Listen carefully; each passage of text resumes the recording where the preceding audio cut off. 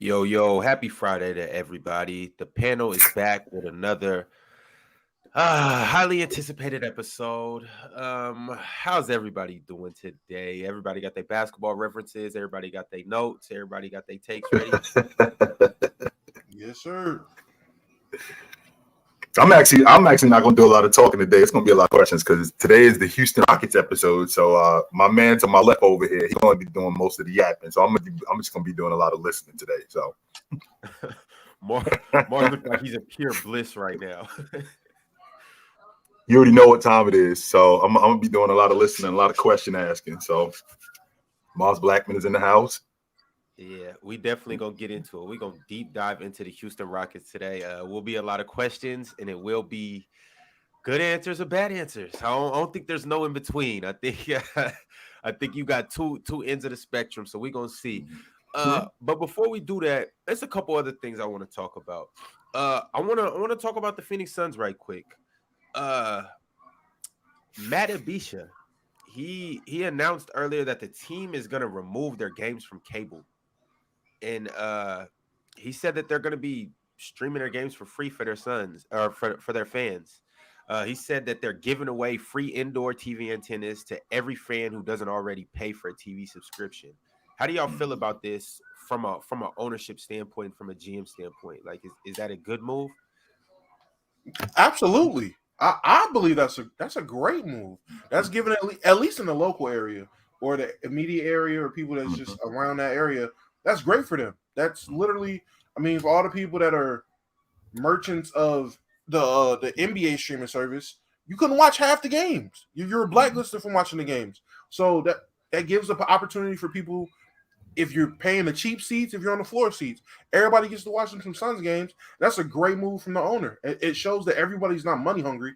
Some people actually care about their fans. Damo, I remember when I was a kid and the Nets used to come on WPIX. It was a local news station before cable took over the world and you had to pay for TV. The Nets used to come on WPIX and I would watch the Nets games whenever Philly came to town, and I would watch the Knicks when they came to town. They was also on WPIX, and it was free TV, and it was a big deal. And now, you have regional sports networks like Fox Sports South and Fox Sports West, where now you got to pay for that. And the fact that we're getting back to that, I think that's going to bring viewership up. Yeah, he also said, quote unquote, we're not focused on making money. We are focused on winning, success, and taking care of the fans. So this is definitely a dub move from him. Ron, they always focus on making money. Don't listen to that nonsense. Yeah, they just focused on it in another area. They had to talk to the suits first to make sure that this worked financially. If we gave these people free streaming to watch games, how does this affect us financially? Well, these are the numbers.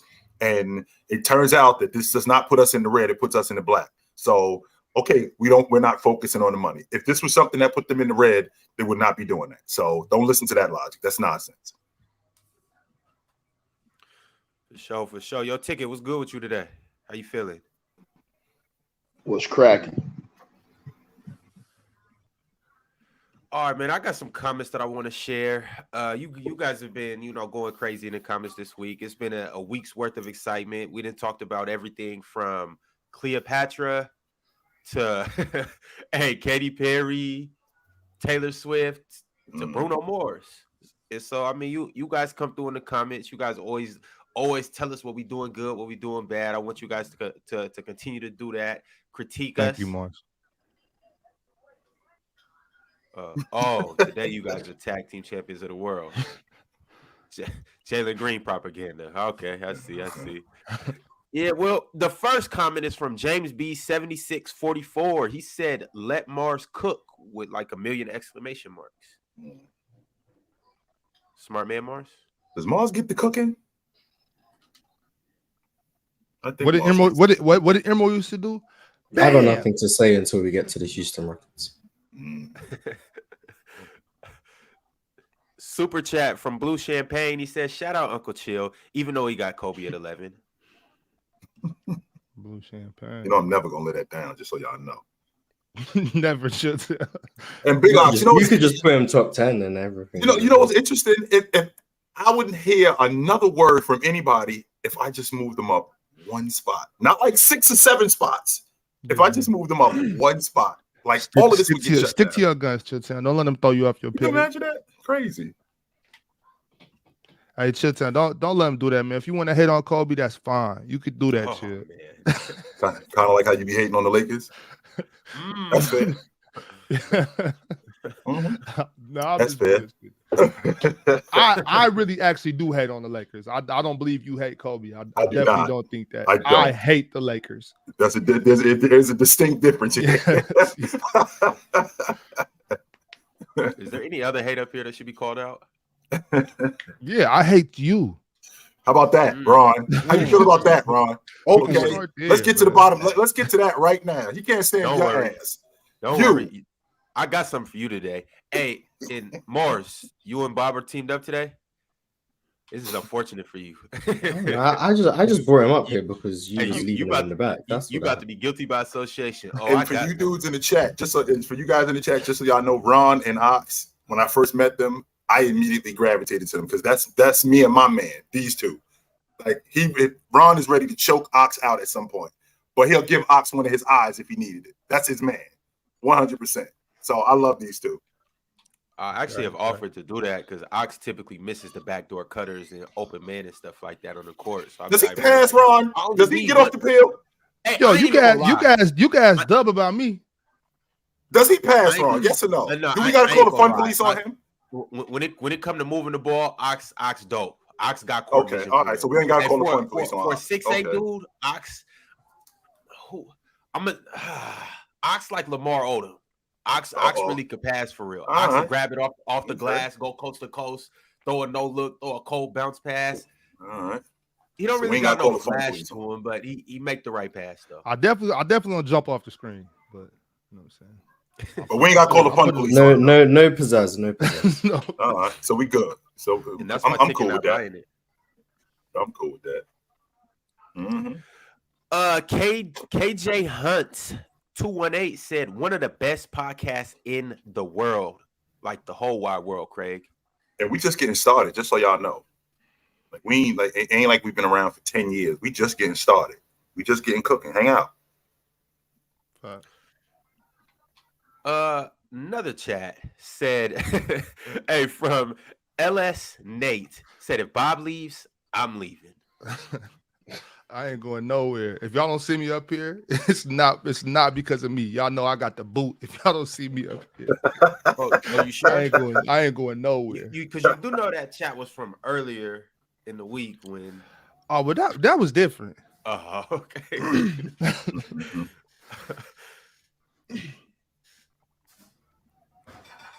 Keeping it pushing. We got more. Actually, it is thanks to me, Devin the One. Yeah, it is thanks to me. It's thanks to Mars. It's thanks to Ox. It's thanks to Ron. It's thanks to Ticket. It's thanks to Damo. And it is thanks to me too. So we got a super chat from Chill on Park 9492. They said, nah, I'm with Mars on this. When the Grizzlies were going against the Warriors, everybody was fine with Dylan Brooks' trash talk with it. But as soon as it's the Lakers, it was a problem. Laker media cartel. I think it was a problem when he was trash talking LeBron James. I think it's good for basketball. I thought it was great for basketball. It backfired on him, but I thought it was great for basketball. Ox, why not start the Sacramento media cartel? Why not do that? That's how cartels get started. Somebody got to do it, right? Damo, I am hard at work, Damo. Believe that. This y'all will see. I am taking on the Lakers media cartel. Y'all will see this season. I am hard at work. Mm-hmm. How do you feel about that, Damo? I mean, hey man, a wise man once told me, if people ain't hating you, you ain't doing something right. So obviously, it is nothing but fear. It is nothing but fear in the division of everybody just hating on us for no reason. Like the Lakers are the oppressors, You know what I'm saying? The Lakers are the empire, like what Alexander the Great built. The Lakers are like the great empires. They all fall. Julius Caesar fell. Napoleon Bonaparte, he fell. The Lakers media cartel will fall too. You know why Julius Caesar fell though? He fell because the Yankee I was talking about the other day. That's why.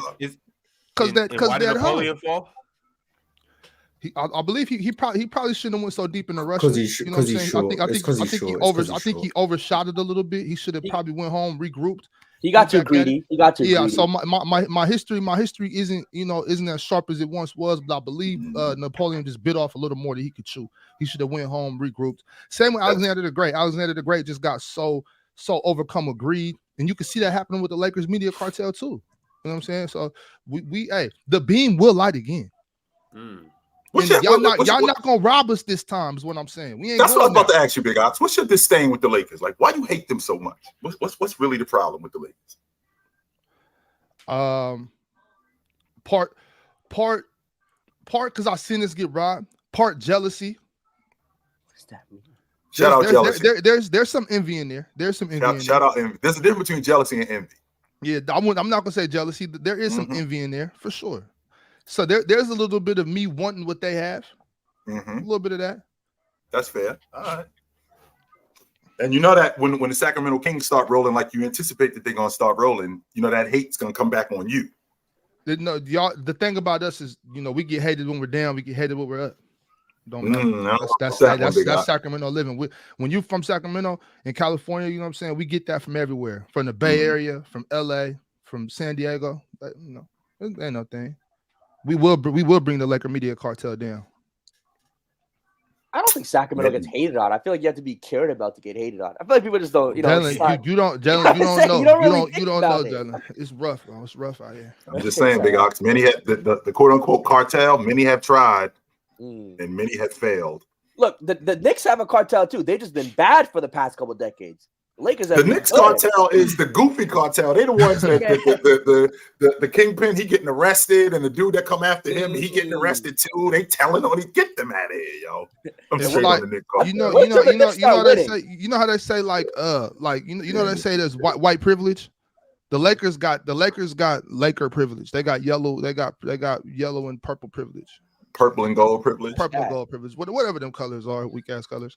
Have they earned that privilege though, Big Ox, or is it just something that was just bestowed on them?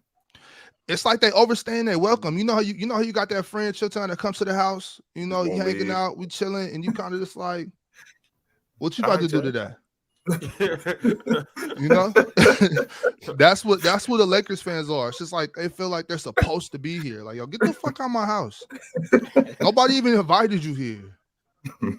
The hate in his heart. You hear it? You can hear it. You can hear it. Yeah. Coming from a hater, by the way. He recognizes the hate. Coming from a hater. Takes one to know one, right? Dom already said it, so I ain't like I'm a supplemental hater. It's just funny to me. I look at this whole Laker thing. It's kind of like old money. When you grow up with old money, you just use the money. Don't get mad at me because I come from old money. Like I grew up in a certain life.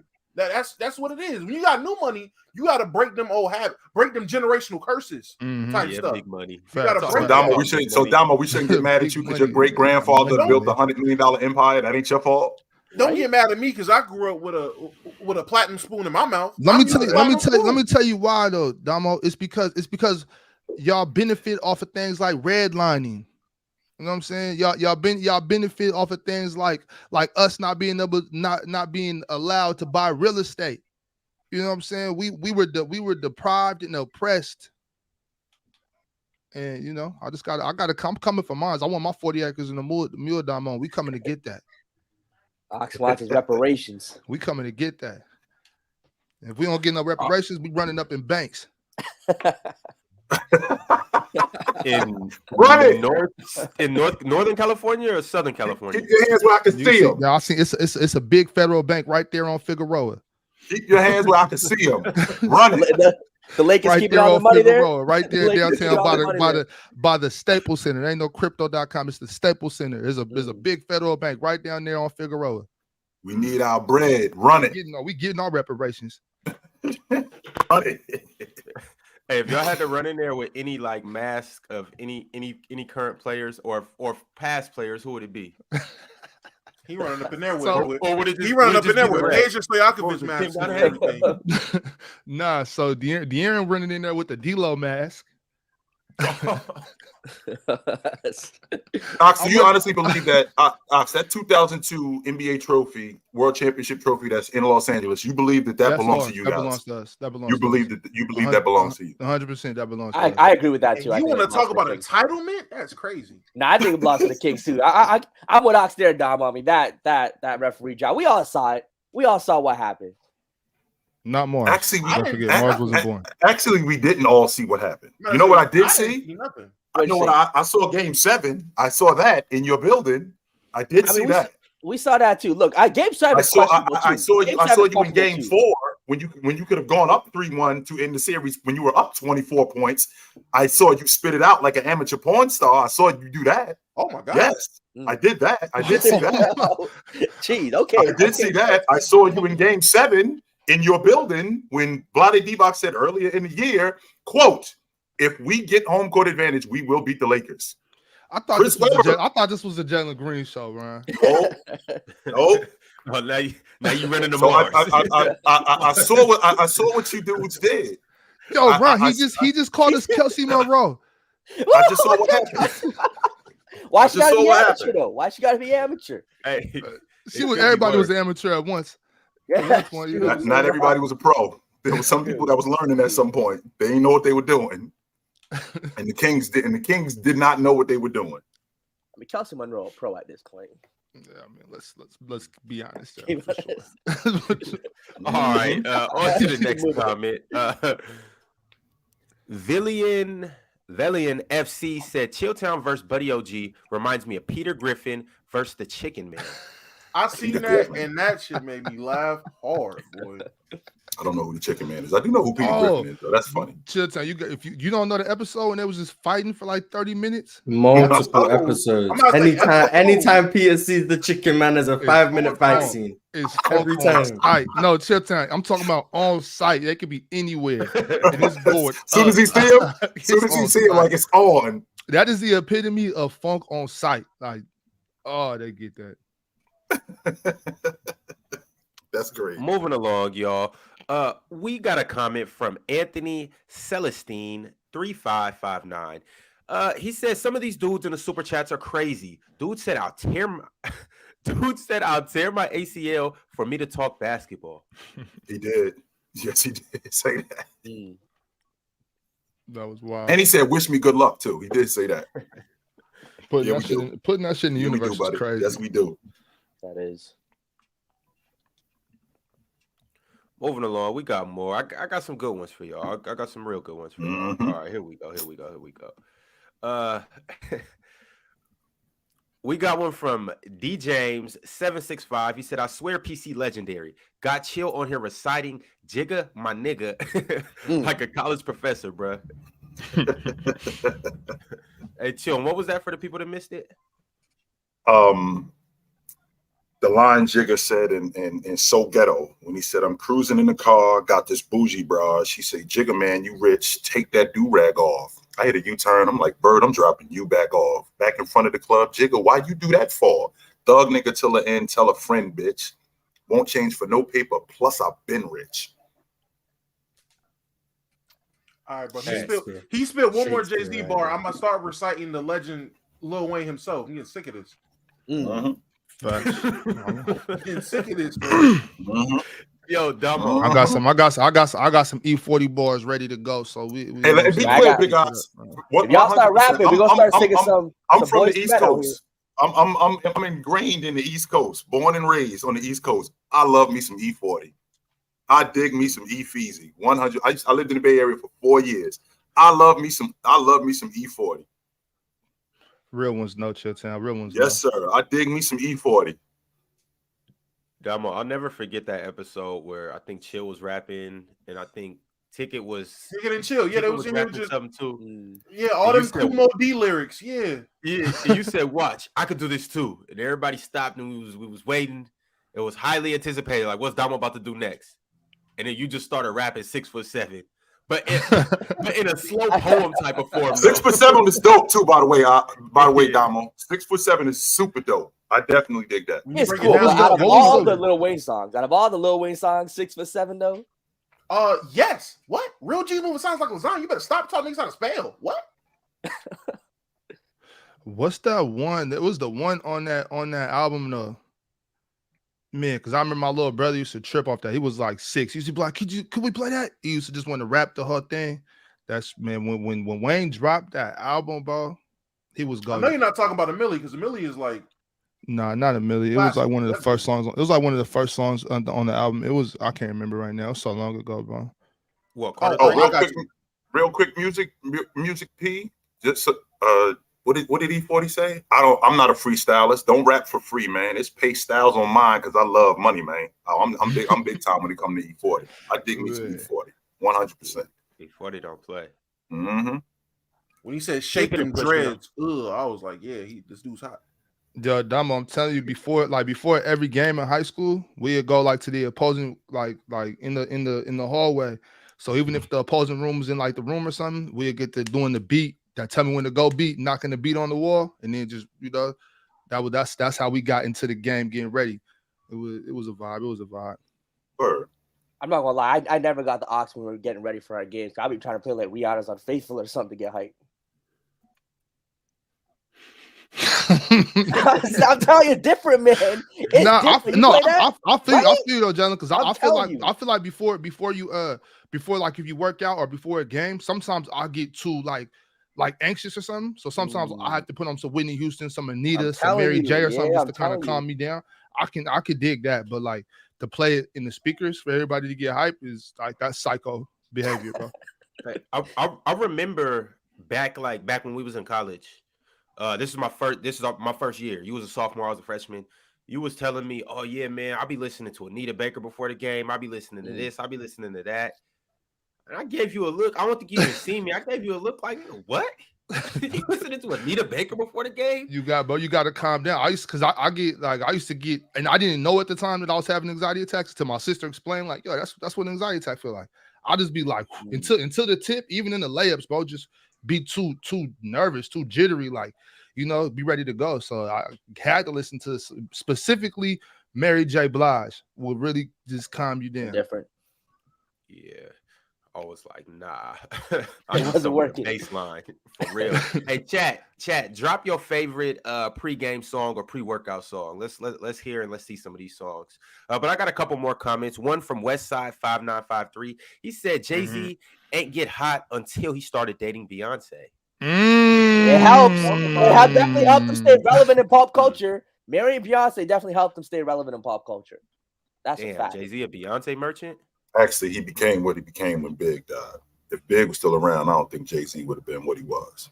When Big was killed, that even though it was unfortunate and that was his man, it did help him. Ironically. Some people say if Aaliyah was around, Beyonce wouldn't have been Beyonce. If Aaliyah stayed alive, oh Lord, I ain't buying that. It would have been different. It would have been different. So basically, in the words of Ticket, Devin Booker ain't start winning until Chris Paul got there. So that would make Jay-Z Devin Booker and Beyonce Chris Paul. Something similar to that.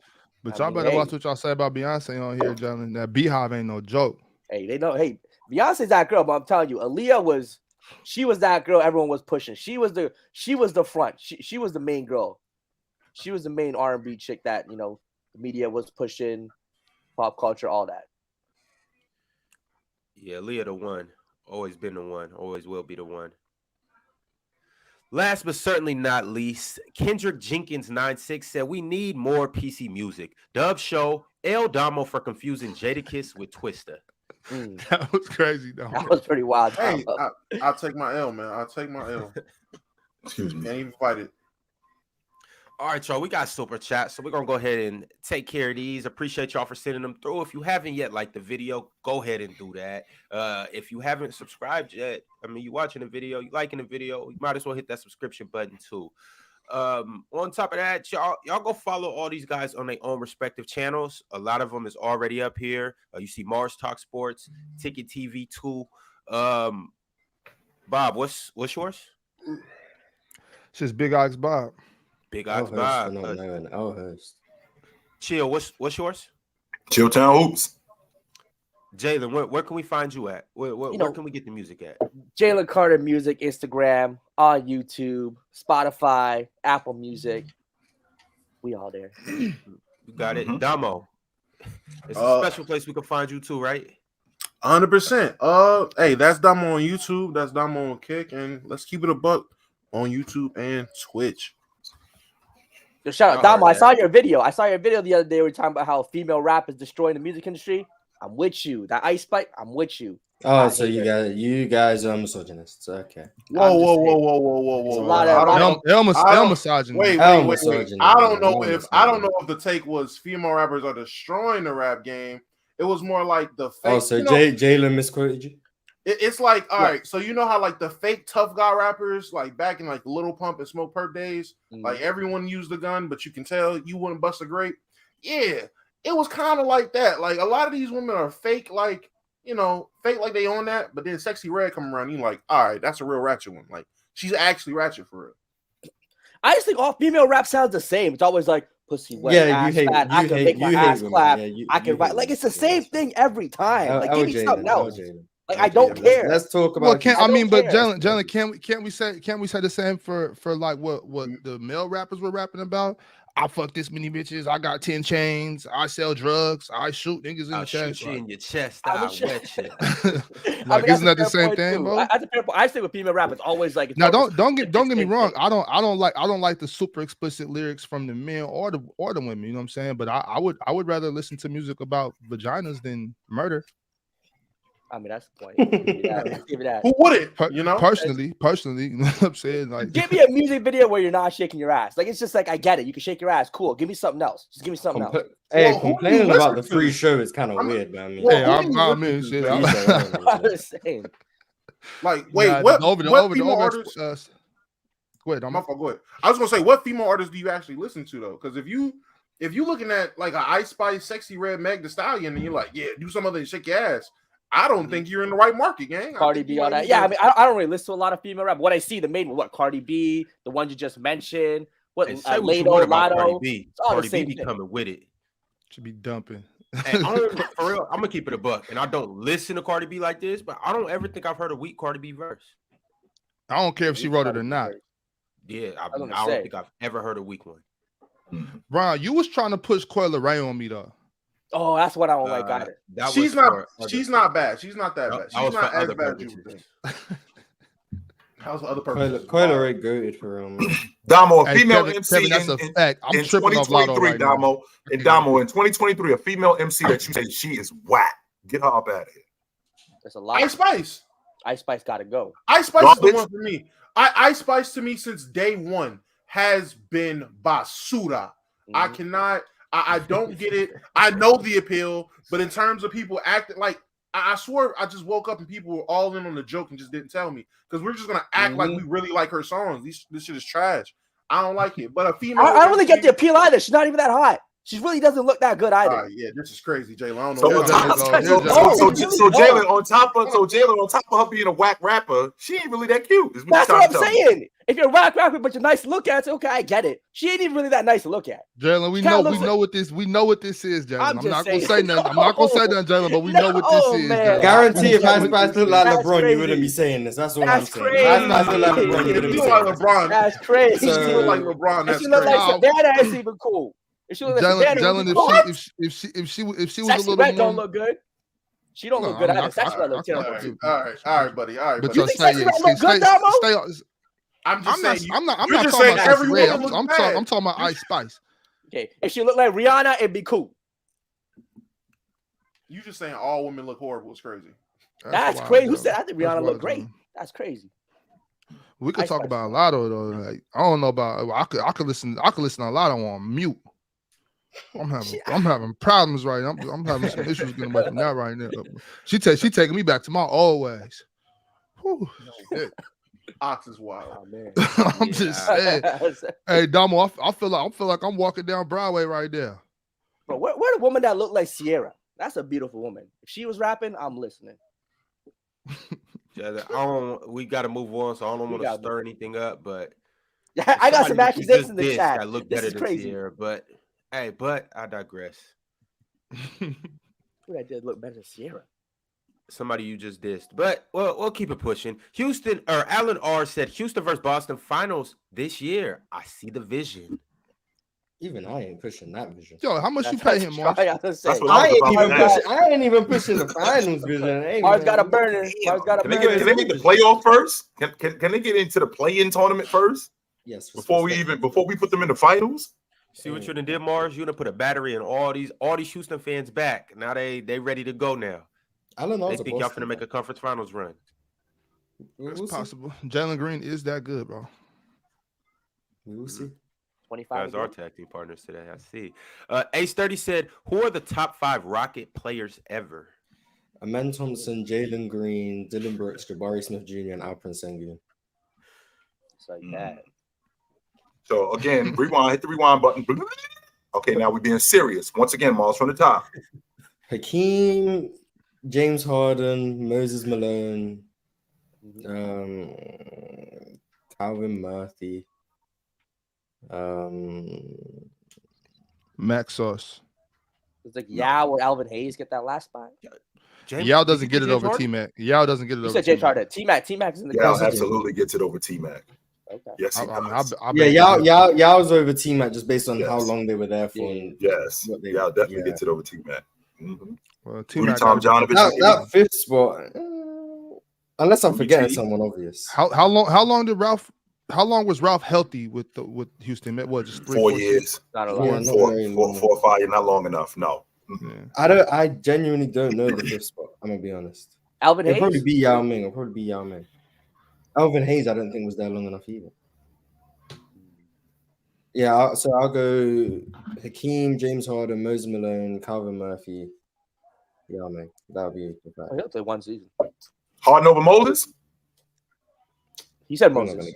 Yeah, but yes, that's interesting, Mars. Harden over Moses. Yeah. Harden's a better player. Mm-hmm.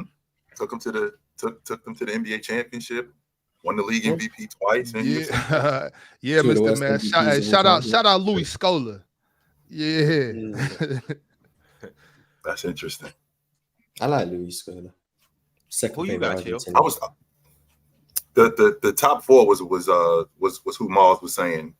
I'm flipping Harden for Moses, but the number 5th spot, it could be either Rudy Tomjanovich, it could be Otis Thorpe. Rodney McCray was awesome too. Do you give Rudy T coaching credit too? Like in terms of Houston, or are you just doing? If we're gonna give Jerry West executive credit with the Lakers, then you have to give Rudy T coaching credit with Houston. Then I'll put Rudy T top 5 then, based on that. Right. I was thinking between Rudy T, Otis Thorpe. You said Calvin Murphy, so he's already up there. Yeah, Rudy T, Otis Thorpe, and Rodney McCray. Those 3 guys. That 5th spot's tough. I'm gonna be honest. It is. I think the top 4 is pretty solidified. Cool. Drink More Water said, "Who are the title contenders in the NBA right now?" Can't wait to do our power rankings too. But who are the top title contenders right now? How many? In pro football is different. That's the thing. In pro football, it varies every year. We got a bunch of different teams. In the NBA, it's really only like 3 or 4 teams where you like, all right, these 3 or 4 teams can win it. Yeah. It's not 8 or 9 teams. So if you go into the Western Conference, can the Memphis Grizzlies win the NBA championship? No. I think only the Lakers and the Nuggets in the. Okay, so you got 2 teams. 3. Can Phoenix win it? 3. Yeah, I got Phoenix, Phoenix, Denver, and LA. Probably the only team. So the Clippers win. Man, I obviously want to say yes. So if in reality, no, because we can't say if healthy realistically. Right. We can't because we've seen what they've done. Then right. I mean, even though last year they stayed healthy, you know, it comes with the AD thing. Right. So that's why once again I'm gonna go back to my regular stance and say I'm gonna talk about everybody having a clean bill of health. So with that being said, I guess I am gonna go with the Clippers too. Okay, so that's 4 teams. Can the Kings win it? No. So no Kings. If things go right, but I'm not putting my money. I'm not putting my money on us to win it. So can the Warriors win it? I don't think so, but I mean they do got Steph Curry, so I'm not counting. Last year was the I'm first not time since they've been together in 2014. Last Is this year was man the first Dub at the time airport? that they wasn't in the NBA Finals. yeah. Can't hear you, Dub. Can't hear you, Dub. Can't hear you, Dub. Dub. No one hears Can't you. hear you, Dub. No, we can't hear you. And what are you doing Dub here, got Dub? Dub, Still on Dub got vacation. a Dub got a 10. That was Dub's at the outside. airport. Check you Was out, outside. boy. Dub fresh off the cruise. Dub. Unbelievable. Oh, Dub. Still Yeah, can't hear you, Dub. Until Beat it. Dub He's gets still his can't hear. audio together. Dub's not meant to be here. That's Yeah, it. This is exactly. fine. No Dub's vacation. not meant to be here. Until So- Dub gets his audio together, I will say I wanna just say the first three I mentioned, but definitely the Warriors. Clippers, I'm sorry. You said the Lakers. You said Denver, and you said Phoenix, and Phoenix. So those and then those honorable mention to the Clippers. Honorable mention and to the Clippers, right? Yeah. So no New Orleans, no Dallas, no Oklahoma City, no Minnesota, Houston. no Houston, none of those teams. So that's That's 4 crazy. teams in the West. And in the East, can the Boston Celtics win it? They're gonna win it. You actually got them winning it. How about Milwaukee? Yeah, of course they can. Okay, so how about That's where Philly? the love stops. That's it. So Miami that's- can't that's get it what- done. No I don't Philly, think so. no Now, Miami, for me, I only got Milwaukee and Boston in the East. no Cleveland. That's just for me. Nah, not yet. Evan What about, Mobley Miami? is What about the- Miami if they get Dame? Oh well, yeah, for sure. If they get Dame, then yeah. But as currently constructed, I don't think so. I don't think Philly Y'all can dudes do it. wild And with this I don't Damian think Lillard Evan. stuff, man. Y'all Yeah, dudes I don't wild. think Like, Evan Mobley is Evan Mobley's mature there yet. Give him another to season. get Damian Lillard, what it's going to take to get Damian Lillard off that Miami crew? He does not make them better. They already lost Gabe Vincent. They already lost Struz, and now they're gonna lose a number of other different guys. Those to Gabe, get Damian Lillard. and Max are so replaceable, Chitchat. They're so replaceable. Like But Jaime Jaquez brings to the table in different aspects of the game. Who else did they just bring back? I forgot who else They got Bryant from Denver. They got So, Jason. They I don't got feel like Richardson. I don't feel like they lost that much. Honestly, I really don't think they do, lost that man. much. It's And what they lost. if you get in on top of that, they didn't have Tyler for the playoffs. If you get Dame for Tyler, Duncan, the expiring contract of Kyle Lowry, and a pick or something, a couple picks or something, Miami can eat just as easy as any of the other contenders win the championship. I mean, they were close last year. Jaime might have to, I said you might have to give Jaime up for Dame. We don't know what Oh, this that's Dame fine. Lillard That's trade is fine. about to be, but on the pieces they lost on top of who you're about to have to trade to get Dame, it's about to be like the Mavericks getting Kyrie. You're about to get this one player, but you're about to complete your roster so bad. Well, you're still gonna have Bam. You're still gonna have Jimmy. You know what I mean? And you're gonna have to fill those roster spots in. And Miami has always had a pretty good eye for filling players. If they can keep Jaime or Caleb Martin, preferably Caleb Martin, then you know what I'm saying, they're still 100% in the race. That's this team with Jimmy, Dame, Bam, and let's say they keep Caleb Martin instead of Jaime, and then whoever else they're filling in, that team is better than the team they had last year. Henry, whatever your name is, if you think you can punish me in a debate, come do it. He became a member just to leave that comment. Yeah. Thanks, and W. Henry. welcome to the show, brother. Welcome to the show. So I mean, Dama, do you not agree that that's a better team than they had last season? I've already been on record saying them getting Dame doesn't move the needle enough for me for them to win a chip already. Well, so let's not say win the chip. Let's just say, is that roster better than the roster they played in the playoffs with? So remember in the playoffs they didn't have Tyler Hero. So let's say if we're talking about what they end up going to the finals with, yes, that is a better roster, and I can even concede and say I think that's a conference finals team. Yeah. Okay, Which I agree. they're going backwards because they was in the NBA finals the year before that. So how does that help them? I mean, there you go, Chip. So they're not better. That team beats the Celtics. That team beats the last year's Celtics, just like this year's team beat the Celtics. That roster beats last year's Celtics team as well.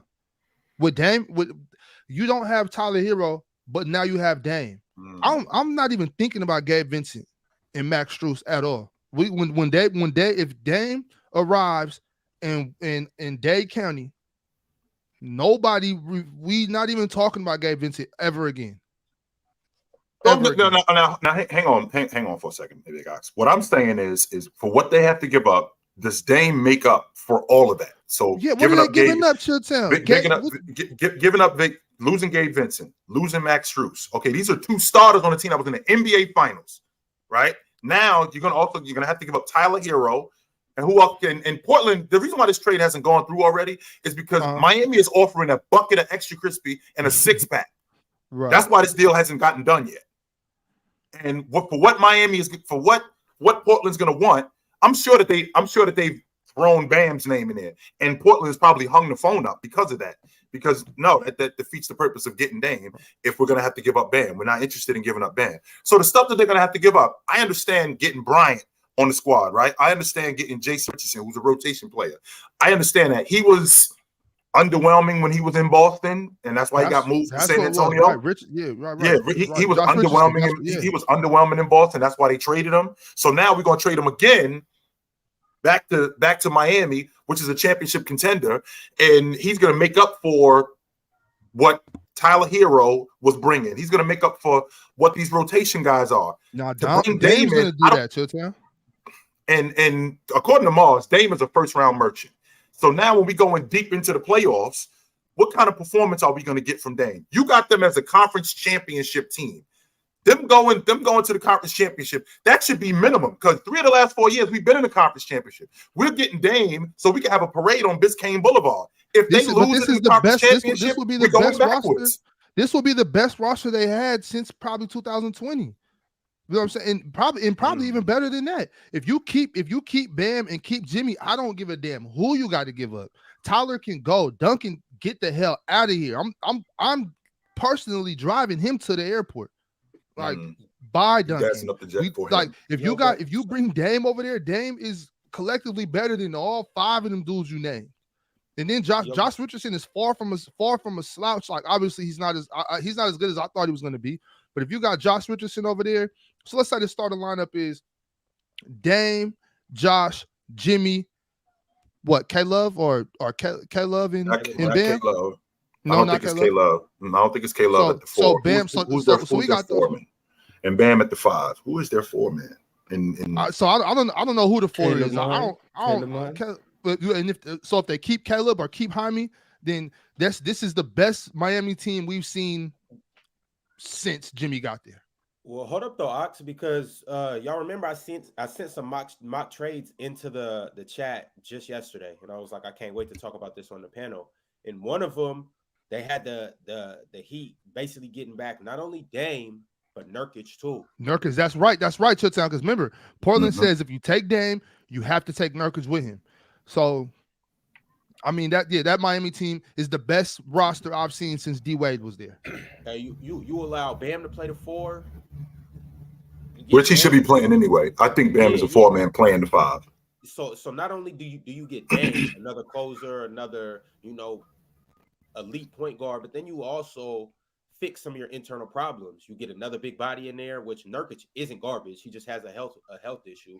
But then you allow Bam to get back to his normal position or his natural position. Hey, I don't know. So what does that mean that they have to give W back? Does that mean they'll have to probably send the young boy Jovic over there? Can y'all hear me? You hot, dog. You good? Hey. The Heat get Damian Lillard and Nurkic, and then the Blazers basically get Tyler Hero, Kyle Lowry, Jaime Jaquez, Nikola Jovic, and then they get 3 first-round picks and a couple picks. That sounds to me like much fleecing Portland. Probably gonna have to throw Duncan Robinson in there too. Duncan Robinson is replaceable. I do believe that Duncan Robinson is replaceable, but I just with Dame on his crew, I'm a fan of keeping crews together and not gunning your crew to possibly win it. That's what I'm not interested in doing. The thing with Miami, we lost some pieces already that was there during the finals run. So if you're worried about that, the pieces are already gone, right? So if we're gonna get Dame, we're gonna give up people that, I mean, we're gonna have the idea of keeping Caleb. we're gonna keep Bam, Jimmy. We're probably gonna move off of Hero, who didn't play in the finals. So who didn't even play in the postseason. So I mean, it's fine. I think they gotten them to get Dame and Nurkic or whatever. Do what you have to do, because that right there, if they're trying to win, Jimmy's 35. He don't have time on his side, so we got to make moves now to win a chip. Fair. That's fair. If you're trying to win it right now, I mean, don't get me wrong. They've been in it. But this has to work, dog. This isn't something where you bringing in Damian Lillard and we're going to try to get back to the conference championship. It's either we winning an NBA championship or this was a failure. That's why we brought him over here. We didn't bring him over here because this is a 2 or 3 year plan where we're going to try to win this. No, if we're going to win this, we got to do it right now. Exactly. And Dame's older too, right? So that's he more just turned pressure. 33. He turned 33 this year. 33, 35-year-old, the pressure's on. I told Ticket this. I said, bro, we getting this? Like, that's my expectations. I'm not sitting here trying to be like, oh, we're going to battle against Boston. We need finals. That's what we got. No, not finals, dog. We winning it. We got to win it. We winning it. That's why we brought Damian Lillard over here, because you already been there twice in the last 5 years. So if we bringing Damian Lillard over here, we bringing Damian Lillard over here with the idea, okay, we're going to get back to the finals and try to win it. No, we've already been there without him. So if we add him, we winning it. Now, what we got to give up to get him, these pieces that we've given up were woven into your crew. So Max Strus, you raised him. Gabe Vincent, you raised him. Tyler Hero, you raised him. All of these dudes, you raised these dudes. And now you getting off of these dudes for Damian Lillard, who you didn't raise. Now he brings something different to your crew in terms of his ability to score, his ability to play make, his ability to make big shots in clutch moments. Can he do that in the playoffs in order for you guys to get pushed over the top? Because again, Dub, I want to make sure we clear.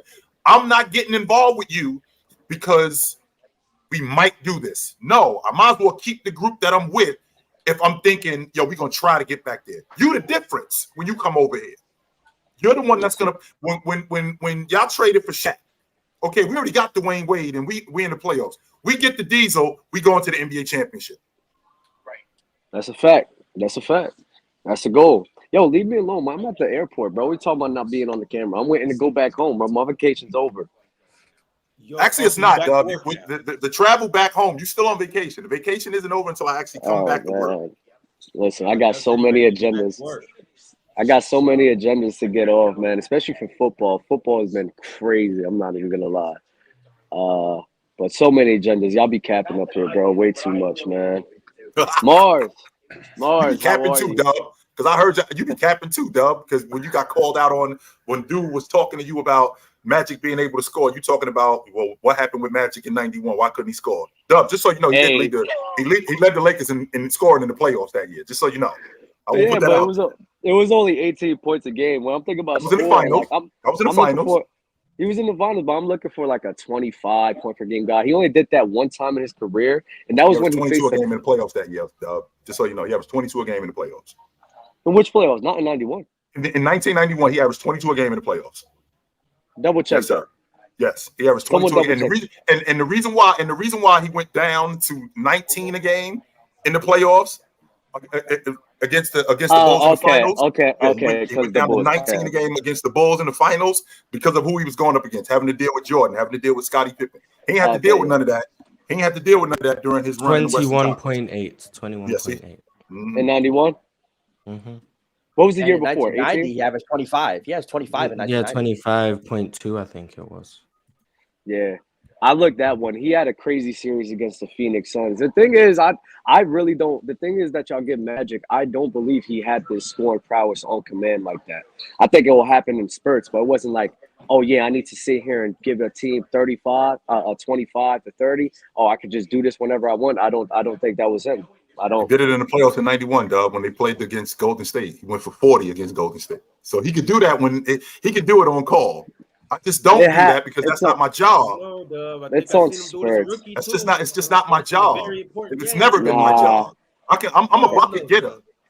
I'm a bucket getter. Remember, Dub, I've said this to you in the past, Dub. Remember, we got robbed 4 years of Magic. The pace that he was on at that time, the pace that he was on. If we can get 4 more years of that.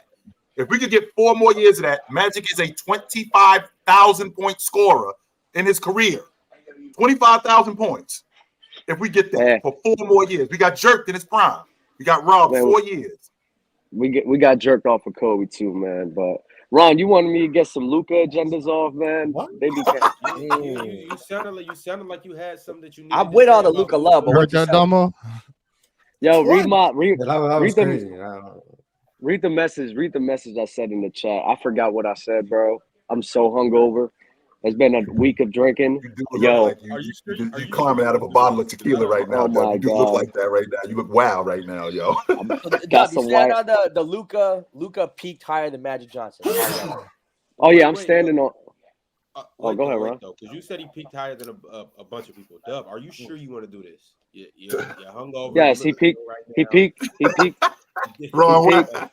And Ron, listen, I got stories for you, boy. Listen, oh my God, I'm a disgusting person. Number one. Number two. Let's make sure we clear. Hold on, Doug. Can we make sure we clear on that? Can we make sure we clear on that part right there? You are trash, Doug. Okay. Let's make sure we clear on that. I am a piece of shit. I come to this conclusion. It doesn't, and you know what? Here's the difference, though, Dub. It's not a problem. You know why? Because you run with a dude that's also like that too. The dude right next to you in the hood, he's a scumbag too. So it's okay. That's it's right. all right. That's right. It's okay. That was an unnecessary stretch. It was not. No, it was not. That's very. No, it was not. He's talking about team scumbag. I fell in love. I fell in love on this trip, bro. I'm serious.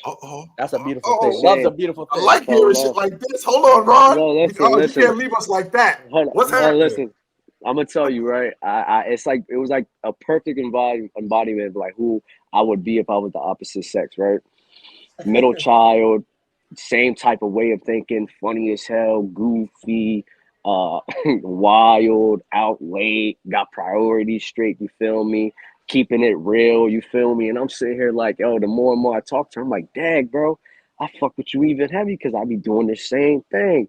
So, bro, we just like for the last 3 nights, bro, we just having that connection. There's just one big problem, one crazy big problem. She's married, bro. It's like, what the? Oh no, no! Hey, man. Oh no! Dub, remember that open gym episode we had? We talked about this. Remember that open gym episode? We talked about this. Sometimes no. They looking to get away. Sometimes the whole shit just now. No. Wait, hold on. Is she happy in her marriage? Hey, Jalen, listen to this. Don't try to condone this, Jalen. Jalen, is she happy in her marriage? I'm going to. Never get involved with a married woman because legally her husband can kill you. Run, dog. Get away from that shit. Listen, I was doing I think they are happy actually.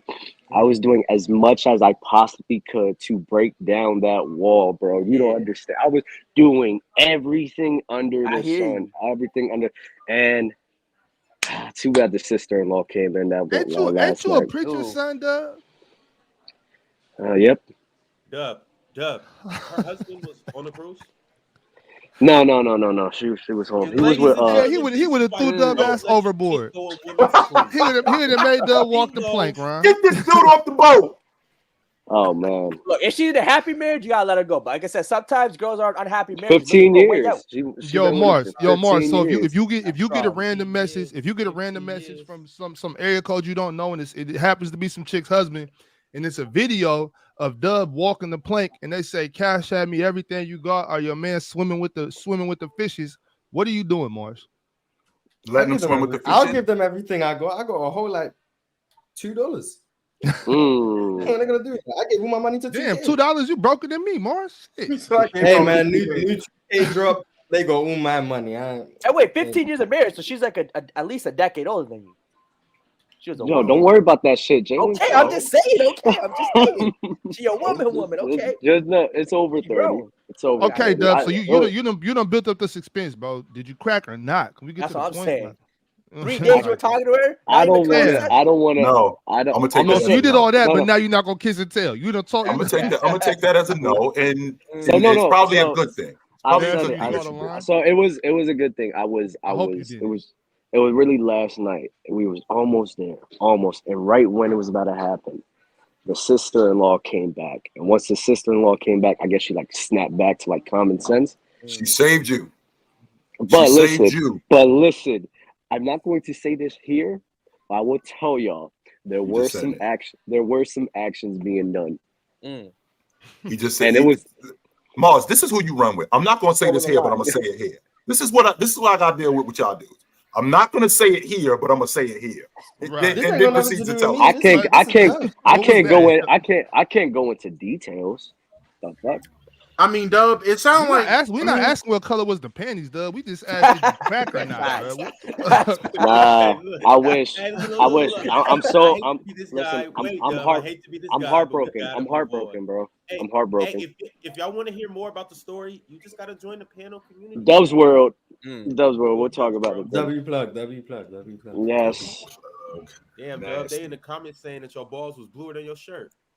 damn. Yeah, bro. They damn right. I don't give a damn. I will admit to that, bro. I was. Dub, I you was at right now, upset. Dub. Right I'm now, while I'm hurt. talking That's to you, what where you you at got right now, Dub? hands for, I'm Dub. hurt. Don't go out with blue balls, bro. You got palms, bro. Take care. You know what I'm. I'm saying? All right, I'm bro, hurt. come on. Whoa. Let's Oh keep my it God. moving, man. Let's Nah. keep So it when moving. I Same, when I come back, I already got when I come back, I already got something set up, so it's fine.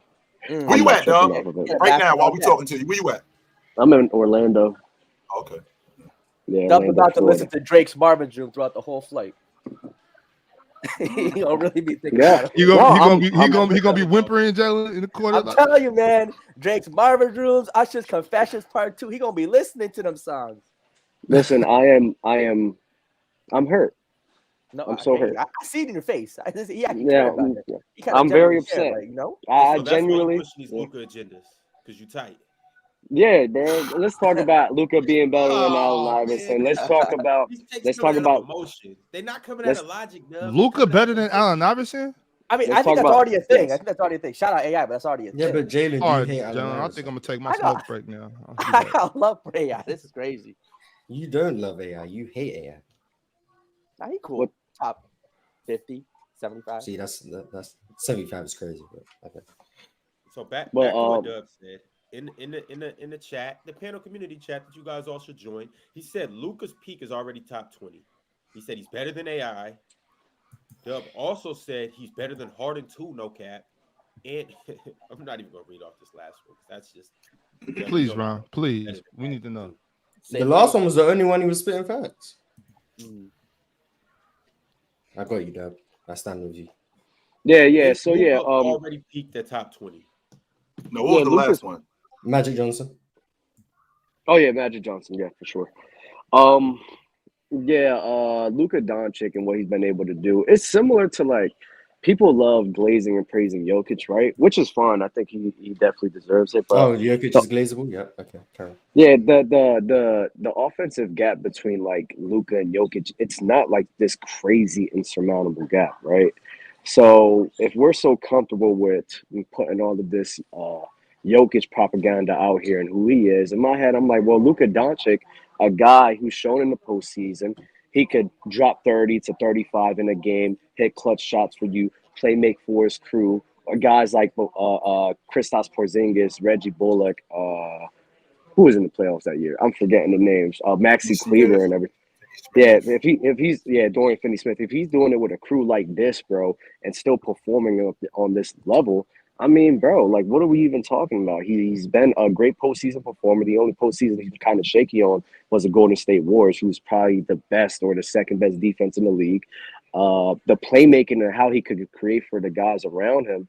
I mean, bro, it's some of the best we've ever seen in the NBA, in NBA history right now, right? The thing with people is it's like a young tax. Just because they're young, they don't want to sit here and push this forward yet.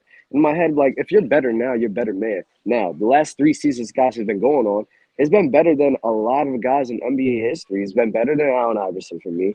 James Harden, in my opinion, too. I think he's better than him as well. Magic Johnson, but we don't have to talk about that because I'll start with it. But Magic Johnson, to me, like, this guy is on a level it's crazy. And watch, next year, if they go on a conference finals or a finals run, watch, everyone's going to turn, oh, yeah, he's definitely better than Allen Iverson. He's definitely better than James Harden just because of the winning. And it's just weird. I don't have to wait for that.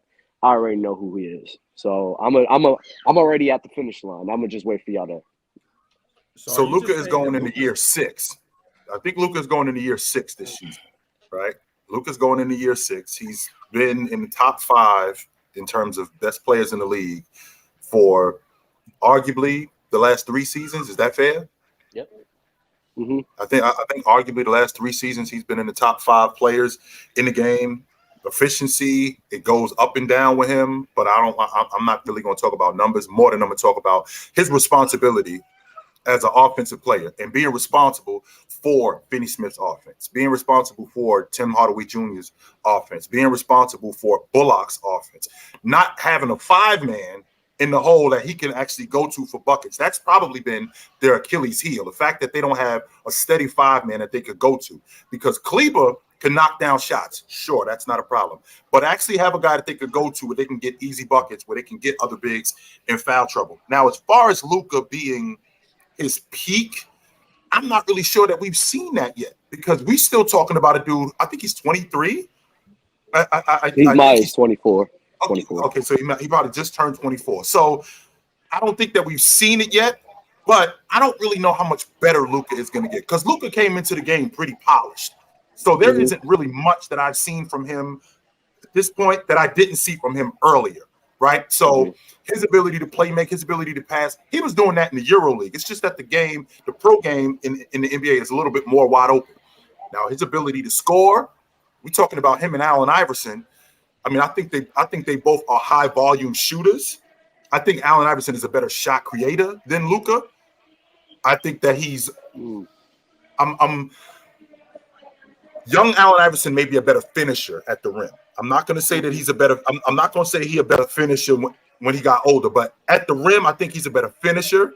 I think he was more durable than Luka, and in the playoffs, I think it's close. I don't think it's that far apart. I think it's close. And the fact that Allen Iverson took his team to the NBA championship, I mean, that's a big deal, especially with the crew that he had. And that was a damn good team that he was on. That was a damn good team he was on, Dub. I mean, people don't give that Philadelphia team a lot of credit. They had the coach of the year that year. They had the 6th man of the year. They had the defensive player of the year. And they had the league MVP. If we had that going on in today's game, nobody would be like, yo, these dudes is a bunch of cast-offs. No, it was a damn good team that he was on. And he took that team to the NBA championship. So I think Luka, one-on-one, I think Iverson is a better one-on-one player. But overall, I think Luka is catching up. I don't think it's that far apart. The thing about the peak, right? If we can acknowledge like a guy in LeBron James, for example, even Michael Jordan, that even when they wasn't at their peak yet, they're still better than a lot of people in NBA history.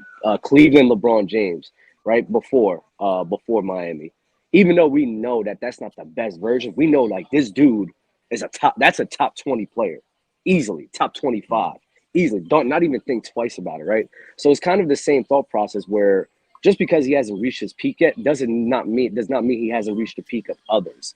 Allen Iverson, for example, I think they're scoring because I don't like how people discredit AI because the lack of acknowledgement of like the scoring pieces, because they were defenders, but the scoring pieces around him. But when I do think about it, I'm trying to reel it back in.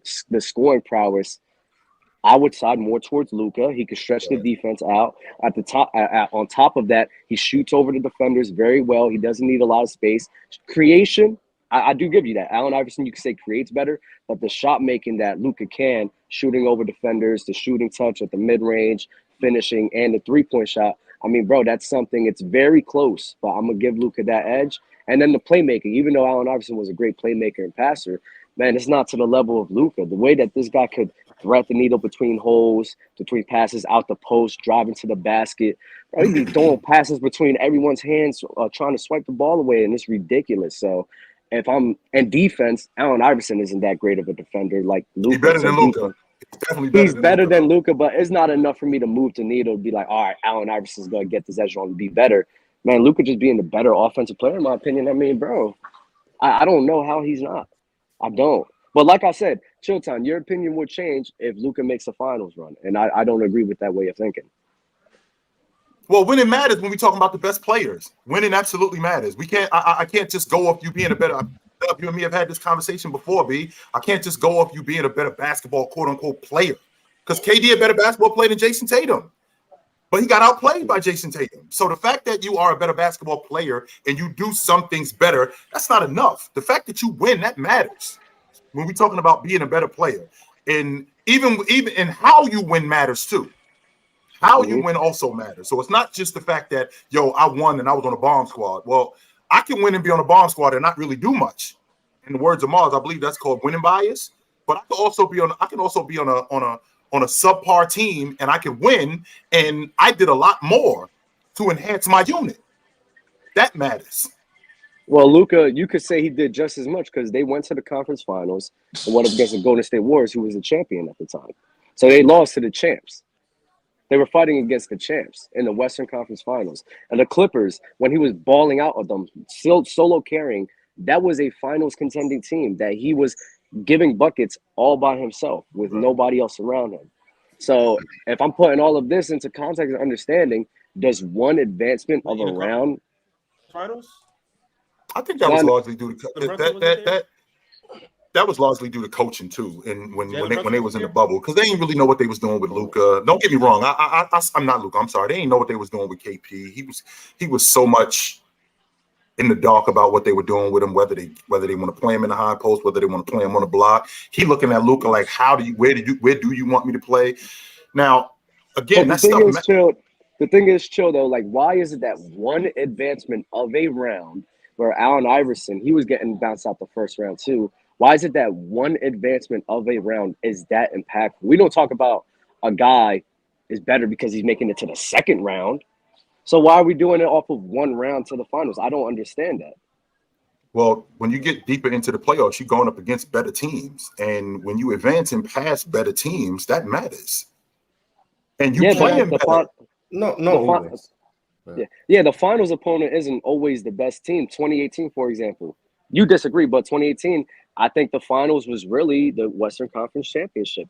In the Western Kobe and Shaq era, the conference championship, the finals to me, that's the Kings. The two best teams was the Kings and the Lakers. And the Lakers. That's true. So in my head, I mean, just because they're making it further, mainly in the going to the finals, that doesn't automatically mean that that's the better team. Maybe in the West for sure, yes. I just always felt like in pro basketball, like if I beat you these many times, I'm better than you. And when you're talking about advancing deeper into the playoffs, when you advance to the semifinals, when you advance to the conference finals, when you advance off the strength of me, by the way, don't get me wrong, I got a damn good team. And the team that I got, the reason why they get enhanced is because of me. When you advance and deep into the playoffs, that elevates your legacy. That elevates the legend of you. So when Luka runs into the Golden State Warriors, that would have made him a bigger deal had they beaten him.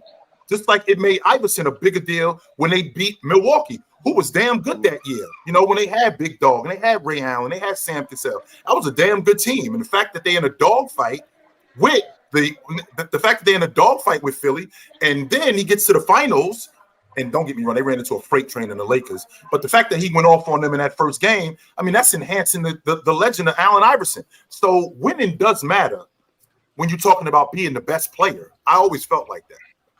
That's fine, but one round, and especially losing to a team that won the chip, like, why is this such a separator between Allen Iverson and AI? Allen Iverson. It's not that big, Dub. I'm not saying it's huge. But it's just one round, and he lost to the champs the same way Allen Iverson did. It's literally just one round. I don't process how that's so impactful to the players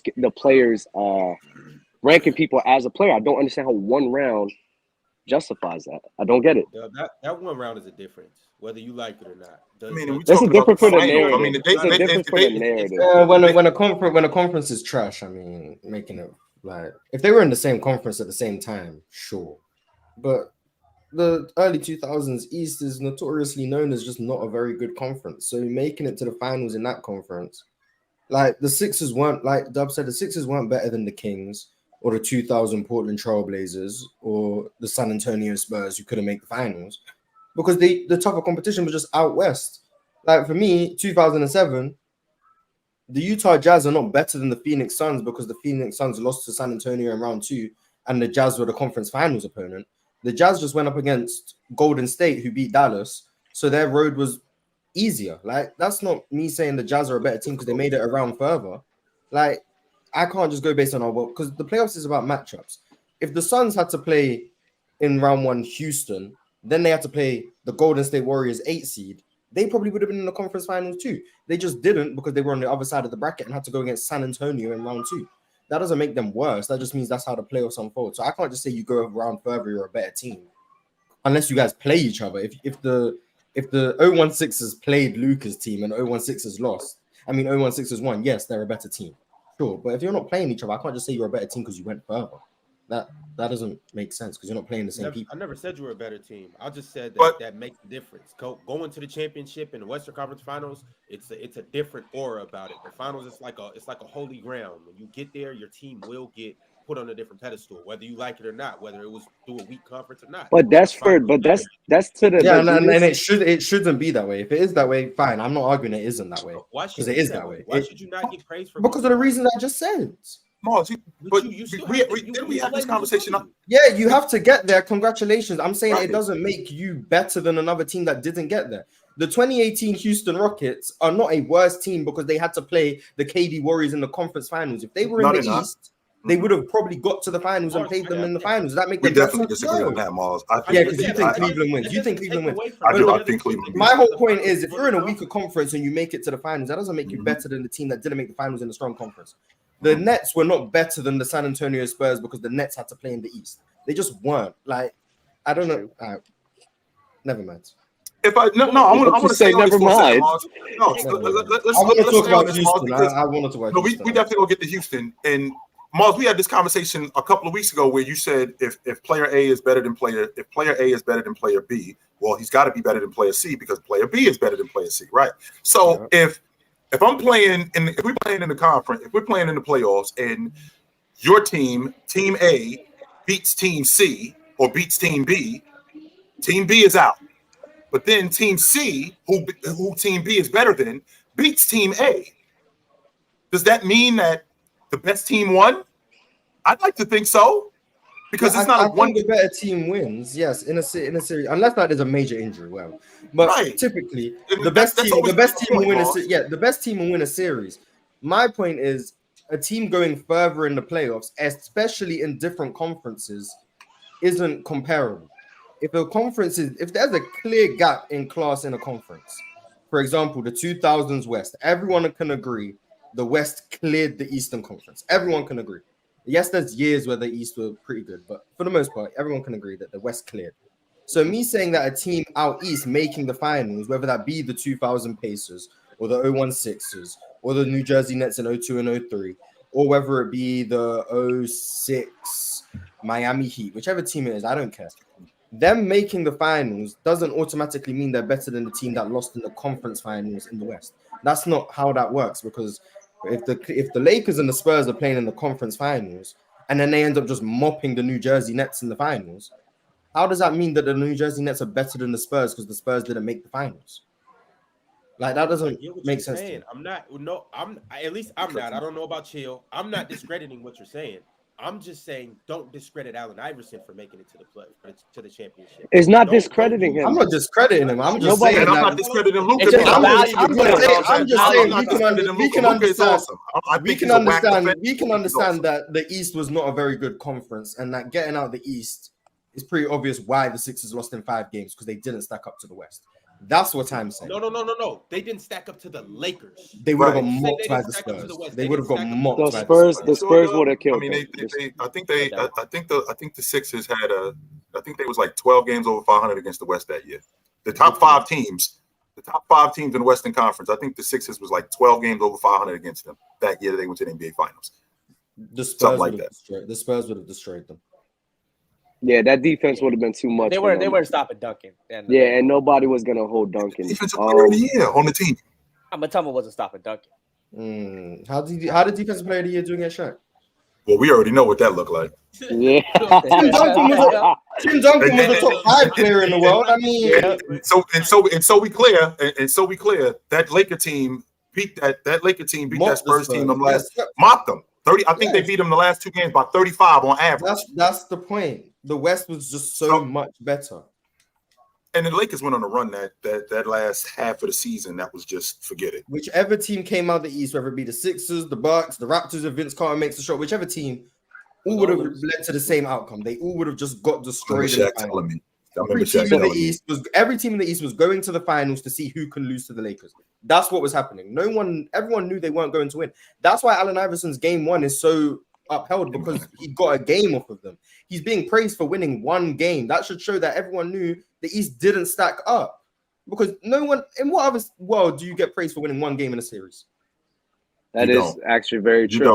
don't. Everyone knew the East didn't Dub, stack up. I'm not going to give you extra credit for making it around further when everyone knows the conference did not match up. Well, if LeBron would have beat Golden State in Game 1, he would have got praise for that. He definitely Yeah, would. and guess I'm about what? to say everyone. No, knew. I the most still praise him player for of all dropping time 50 is. though. He still gets praised for dropping the 50 piece on him. Yeah, because he's the most glazed player of all time. But that's the It's point. just the context of Everyone knew the 18 Cavs had no situation. shot. Everyone knew the 18 Cavs had no shot, which is why LeBron gets praised for that 51, 8 and 8. Because even if he got one game, it would have been a miracle. Because everyone knew it was lopsided. But guess what? They didn't think it was lopsided. The conference finals, because they thought Houston were a better team. That's the point I'm making. That's it. I'm not gonna lie, Mars. Shaq. I disagree. I think he's the second most glazed player of all time. We know who the first is. Dub, I remember Shaq telling me. I remember Shaq telling me, Dub, in 2001. He said, if we play the Milwaukee Bucks, we are gonna smoke them. Those was his exact words. He said that to me. He's like, yo, if we see them, we are gonna smoke them. They were just on a different tier. So that's why when we're talking about like Luka and Allen Iverson, we could just all acknowledge that when it comes to like level of competition, we don't need a round to use as such a big discrepancy between the two, because they both lost to the champs. They both lost to great teams, Steph, and great players, right? And they both did their thing against those units, right? So a guy getting bounced out in the Western Conference Finals and getting out in the finals doesn't necessarily mean he's losing to better comp all the time. I just think, well, AI lost to the Lakers, but you hear the point which I'm making, right, Chitchat? Yeah, I do. Yeah, so that's why I just don't like that. And to Ron, what Ron is saying, like what you're saying is, which is true, the round does make it different because it's just a narrative and the storyline, and that's just what people get so caught up in. And in my head is like, if we're caring about a sport and a game, the story and the narrative is not as important to me because I want to understand the game. If I'm trying to understand the sport, I'm not going to sit here and look and pay attention to the drama and the storyline of something. I want to know, okay, why did this happen? How did this happen? What benefited from what? What led to this? How did this bucket get created? You know, it's just different. It's a little deeper than that. But Dub, if Dak Prescott ends up in the NFC Championship, how much different are we talking about him as opposed to Dak Prescott getting bounced in the divisional round or in the wild? He has to play well, but people don't like Dak. So if he don't play well, they're gonna be like, the Cowboys defense carried him. Look at him, he's still us. And you know that, and you know that's what they're gonna say. Yo, I want to bring it back though, because I want to hear from Ticket and Damo, and you too, Jalen, Bob as well. Who do you guys have between Allen Iverson? Oh, Henry is a LeBron hater. I got you. I understand that. Ain't no reasoning with you, so I'm good. Don't talk to me. Don't say another word to me. I'm good. There's no way I would debate with you. I can tell right now. Ain't no reasoning with you. You a goofy, so I'm good. I'm straight on you. He said LeBron wasn't the best player in the league until 2016. Yeah, see, there's no reasoning. There's no reasoning with people like that. There's no. I won't even. Matter of fact, This is the kind of stuff that make me get out the comments, like listening to stuff, the goofies like that. So I apologize if I cut you off. There's no reasoning with dudes like that. None. Yeah, but to Luka AI thing, I'm with Dub on this one in the sense of I think Luka's just a better basketball player. Now, could you make case AI's had the better career? Yes, I think the longevity of AI with Luka only playing, entering his sixth season, that's fine. But Luka's just a better basketball player in terms of what Dub says of advancing the playoffs. If a player plays well and they lose, I think we can put that into context. Just like if a player plays bad and they still advance, does that make the player who played worse than the player who played well but still advanced better? No. So we have to understand, look at the series, be like, I don't think Luka's ever had a really bad playoff series ever. He's played well in every single playoff series. He played top defenses, and he still played well. And so I'm with Dub on this one. I don't think the whole winning thing, again, it's just like the winning bias thing and how much we value winning and how much we correlate an individual player to that winning. So again, the team game, as everyone know, I don't correlate as much as other people in terms of team wins to an individual player, more so of how they performed in that series. So Allen Iverson, just like in the finals, that game one, he played great. Taking that team to the finals, he played well to take that team to the finals. I'm gonna give him credit for that. No one holds losing to the Lakers as a bad thing. We all understood he was simply outmatched. And we all understood that. him losing that series has no negative impact on his career. Now, if they were to win, depending on how he performed, if Allen Iverson averaged 45 points a game, which I think he would have had to done to beat, let's say they beat him, if he averaged 45 points a game and they somehow beat the Lakers, yes, that'll take him to another level because he played incredibly well and they beat him. But him losing with the way they played, it's nothing against AI. No knock on him. I have no problem putting Luka ahead of AI in, you know what I'm saying, in the future. It's just like as of today though, I don't see the separator for Luka. I don't know where it comes from. Alex, if Luka's career ended today, is he better than Allen Iverson? No, not today. He's I mean, what is this, season 4, 5? He's going into year 6. Going into year 6. It's been 5 already. Yeah, no, not yet. If he continues to do what he's doing right now for 4 more seasons, 5 more seasons, I don't got no problem with that. I don't see where I still won't see where the separator is though. Like I don't understand why Luka is better than Allen Iverson today.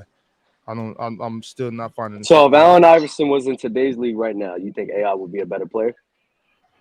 Prime AI. I don't see AI. I don't see an AI today. You know what I'm saying? Like nobody's. I don't know who's better than AI. Like is Ja better than AI? No. Steph, yeah. Is Allen Iverson better than Trae Young today? Come on, Chitchat. Yeah, I mean, we're talking about a 30 and 10, almost a 30 and 10. We don't even need to discuss that. We're talking about an almost 30 and 10. AI is leaps and bounds ahead. Okay, I just want to make sure. I want to make sure, especially in you know that's so. Yeah, there's not going to be enough ball pressure on AI. AI is getting to the rim on everybody. AI is the closest thing to AI is Kyrie. Is he better than Kyrie Irving in today's game?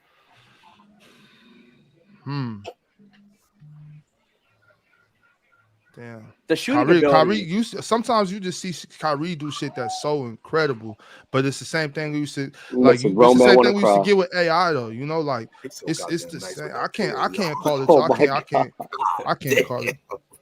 Is Jamal Murray better than AI? Jamal Murray's crazy. Jamal, shut up. Come on, Damo. I'm just asking. What are we doing, Damo? I'm just asking questions. Is AI a top 10 player in today's game? Yeah. I think it's 11. You said he's in that round. Is AI better than Damian Lillard? In today's game? I'll take AI. I want AI. I'll give it to AI. I want AI. I want AI 7 times. I want AI 7 times out of 7. So Allen Iverson in his prime, is he better than Joker? No. Giannis? No. Curry? No. Luka? No. Yes. Embiid? No. Tatum? No. KD? No. Anthony Davis. Well, look, so Chitchat. This is my thing. We only like the younger guys like Tatum and Luka. Those guys. Hey, Tatum made the finals. You know Tatum made the finals. It's hard. I won 2 games. Twice. I don't care about that. That's not what I'm 2 games. What are we talking about, man? 2 games. I was at Dame. AI better than him, bro. I was at Dame. Yes, no. No, he's not better than Dame. Okay, he's not better than Anthony Davis. I think you said. No. Okay, Jimmy Butler, is he better than him? Are you asking me or you asking Martin? I'm asking the panel. That's what I'm asking. I'm asking the panel. I'm asking the panel. I want Iverson over most of these cats. Yeah. I want Iverson. How about Devin Booker? I want Iverson. I give it to AI. How about Donovan Mitchell? Yeah, he's better than Iverson. He will be. I think we're at the point now where I'm going to say AI. You haven't even said LeBron. That's what I just said, James. Oh, we don't got to waste no time saying LeBron. But my thing is, like especially for the younger cats, I want AI over all of them. I'll take like, but if we're going just strictly the older cats I've seen most of their career and then go to their primes like KD, Steph, Bron, I'll take those 3 over AI. Giannis, I'll take Giannis. Is this like a James Harden situation where you're taking people over James Harden even though James Harden is better than them? No, not necessarily. But all the guys I just said I'll take over Iverson. I think are better. Like I think KD, Steph. I think Bron's better. Leonard better? Jokic. How about Leonard? Is Leonard better? If he's healthy, prime Kawhi. Prime Kawhi. Yeah. How about Paul George? Is he better? I don't No. think so. No, I don't no, think so. no. I think you know what's crazy is I think AI is the guy that separates everybody. It's like if So if Allen Iverson is right. He's Allen Iverson the is mark. right on the I think top. Iverson. I think Iverson ahead, is Big the Al, mark. I'm sorry. If I think Iverson is the mark. If you're better than Iverson, then you're You're one of the, good. And if you're one not, of you're the not greats. good. No, you're good still. Oh, you're still good. Nah, but you're you're either not good or you're not good. Nah, you're either good. Yeah, or so you're So not he's you're the good or so you're not Allen good. Iverson So, is the so, gatekeeper I mean, yeah, for great. Yeah, Allen Iverson is the separator between good and not though. good. Like That's what it sounds Mars like. and Sounds Dub, like like he's the I can gatekeeper. actually dig that way of thinking. Like either you're good or you're not. Like that's cool. But for this argument, I'm not talking about whether you're good or not. I'm talking about if you're great. Or Yeah, not. I hear it. I Like hear you. Iverson, So it sounds like Iverson he's is the the gate. mark. It's like So it that's sounds the like he's the dude. That, gatekeeper. I that's think the so. dude. I think so. That's the dude in the UFC that's always fighting, always like a top 5, top 10 contender, but never wins the chip. But for some Right. reason, whoever beats him goes on to win the chip, which is crazy to me. You always have fighters like that. So that's And the who dudes that Allen loses to him, and the dudes that lose to him go to the bottom of the rankings. Yeah. They out. They out.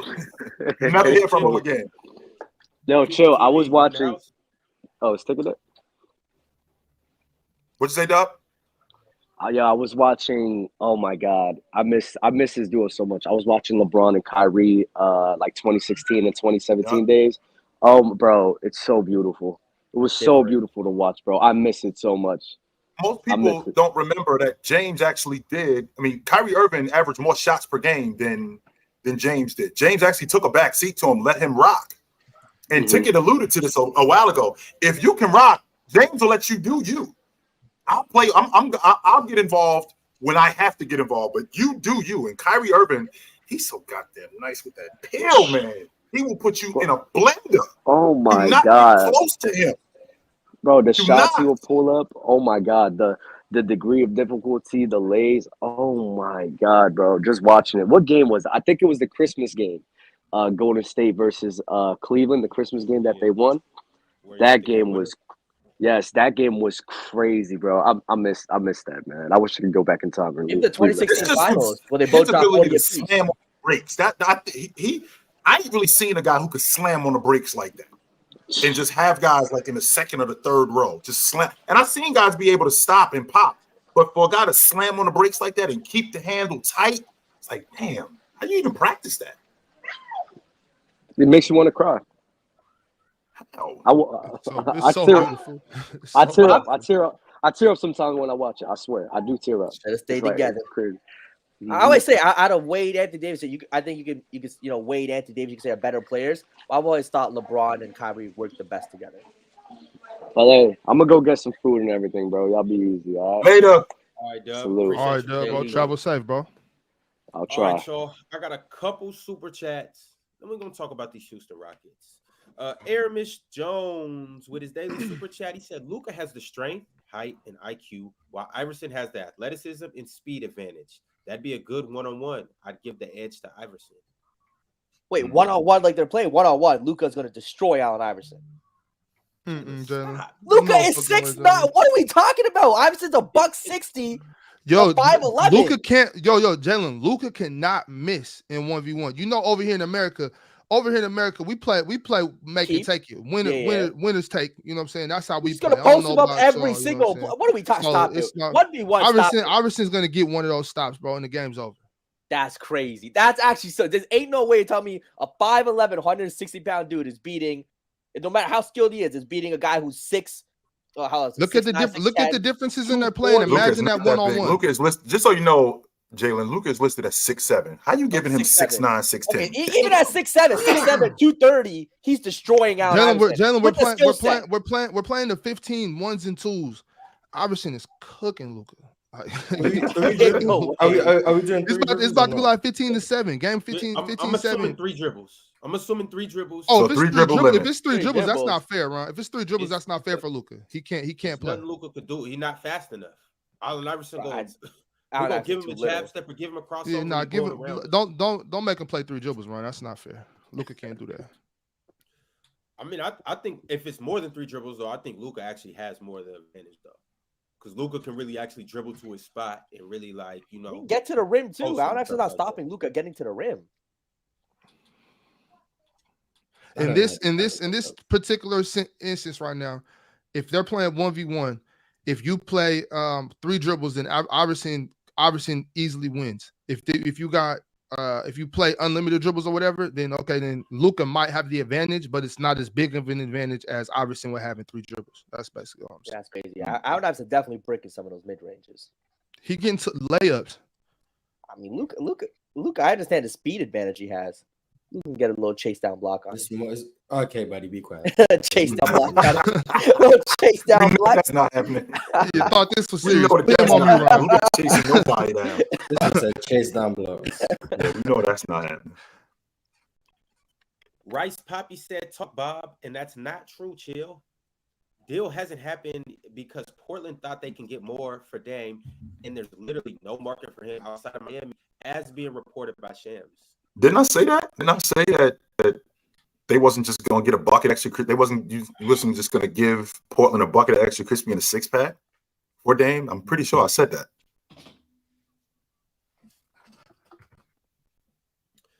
The doctor came through with some more, looks like pounds right there. He said, less obvious today, Dub Ron. Shout out to the doctor. Thanks for taking my advice, Ron, and lowering that amount. No more. We know it's you, bro. Yeah, We know it's you. You got to be a little more inconspicuous. Facts. Eddie Wilson said, saw a clip where Stack said he was way better than Ray Allen. Definitely better than Manu. Better than Vince. Then he said he was better than Blake. Just shows that players have some of the worst takes. We're talking Jerry Stackhouse, right? He played in the league. No, Steven Jackson. Oh, Steven Jackson. He played in the league, man. He played in the league. Yeah, that's crazy to say that. He was on Manu Ginobili's team and still said he was better than him. Crazy. I do think he was underrated for what he was able to do, especially even on those Spurs teams when he won the ring. But saying he's better than those guys. Well, he said he wasn't better than Blake, so he had some humility. What you think, Chilton? Steven Jackson better than Ray Allen? About No. Steven Jackson. I What about Vincent Manu? No, he was not better than He's those. not even in the tier of any of those. He's not better in than that none of level. those. Yeah. No. Mm-mm. He was not better than any of them dudes. Is Stack better than Jamal Crawford? Conversation. As an offensive, as a scorer and as an offensive player, no, he was not. No, I mean Stack was a good defender. Yeah, he was solid. He was solid. So, if you put it all together, is he better? He was a good 3-point shooter too, if I remember correctly. I think Jamal was better in his role than Stack was. But we talking about players though. That's all. We just talking about player for player. Mm-hmm. All I may right, have to take fellas. Stack. Houston Rockets. We finally Considering who I'm putting them on. Like I like Stack on that San Antonio team more than I like Jamal Crawford. Me too. Mm-hmm. All right, fellas, y'all ready to talk about these Rockets? Yes. Mars is. It's an hour and a half. We got the Houston Rockets. So I'm going to start by setting the table and letting you guys know who they got this offseason and who they also lost this offseason. So as you know, the Houston Rockets, they had a very high pick. And with that pick, they drafted Amin Thompson. They were able to get him. Also, they had a couple free agent signings. They got Dylan Brooks. They also got Fred VanVleet. They got Jacques Landale, Jeff Green. They also got what some people will classify as the steal of the draft in Cam Whitmore. They lost KJ Martin. They lost Usman Garuba, and they also lost Josh Christopher. How are we feeling about the Houston Rockets right now as currently constructed? They're about to lose Kevin You Porter. left out us getting Ime Udoka. You left out us getting Ime Udoka as well. Kevin Porter gonna go. Coach name And Kevin Porter Jr. leaving is good. As you guys know, I've been saying he should be off the team for a long time. It's sad the reason he's off the team, but it had to be done. So that's a blessing in disguise for us. That frees our minutes for Amin Thompson. You guys also got Aaron Holiday too. Mm-hmm. I think he might be a solid backup for a point guard position. Oh yeah, Backup. He's third on the depth. Mm-hmm. Mm-hmm. Yeah, Boban's just there for vibes at this point. I'm gonna be honest. He's the veteran presence that everyone just gravitates to. He'll start the last game of the season and just put up a because every time he touched the floor for us, Jesus Christ, he is. So Mars, we got a Houston Rocket unit that was very undisciplined, right? Not only were they very undisciplined, they played bad in the fourth quarter. They didn't have a go-to guy who could give them consistent buckets like Jalen Green. He couldn't give them consistent buckets when it was necessary. So with that being said, adding Ime Udoka to this unit, he does bring a level of discipline and a level of accountability that they're going to have, that they're going to have now. Adding now Fred VanVleet, adding Dylan Brooks, who I think is going to help Jabari Smith. I'm sorry, not Jabari Parker. I'm sorry. Jabari, who I think is going to help Jabari Smith as a defender, because I think he's going to be an all-league defender at some point. So adding these three guys, I think, enhances your crew at minimum defensively. The thing I'm looking for with this Houston Rocket team, and I'm going to pay attention to this Houston Rocket team this year. I was watching them last year, but I'm going to pay more attention to them this year. The improvement that I'm looking for is from Sagoon. I need to see him as a better playmaker and as a better passer in the post, because I think that Ime Udoka is going to feature him a lot more in this offense than he did last year. I think they're going to go to him more for buckets, and I think that with him being that kind of scorer that he could be, he's going to command double teams, which means that he's going to have to be able to pass out of double teams and make plays for other people. So I'm looking for him to be better as a playmaker and a passer.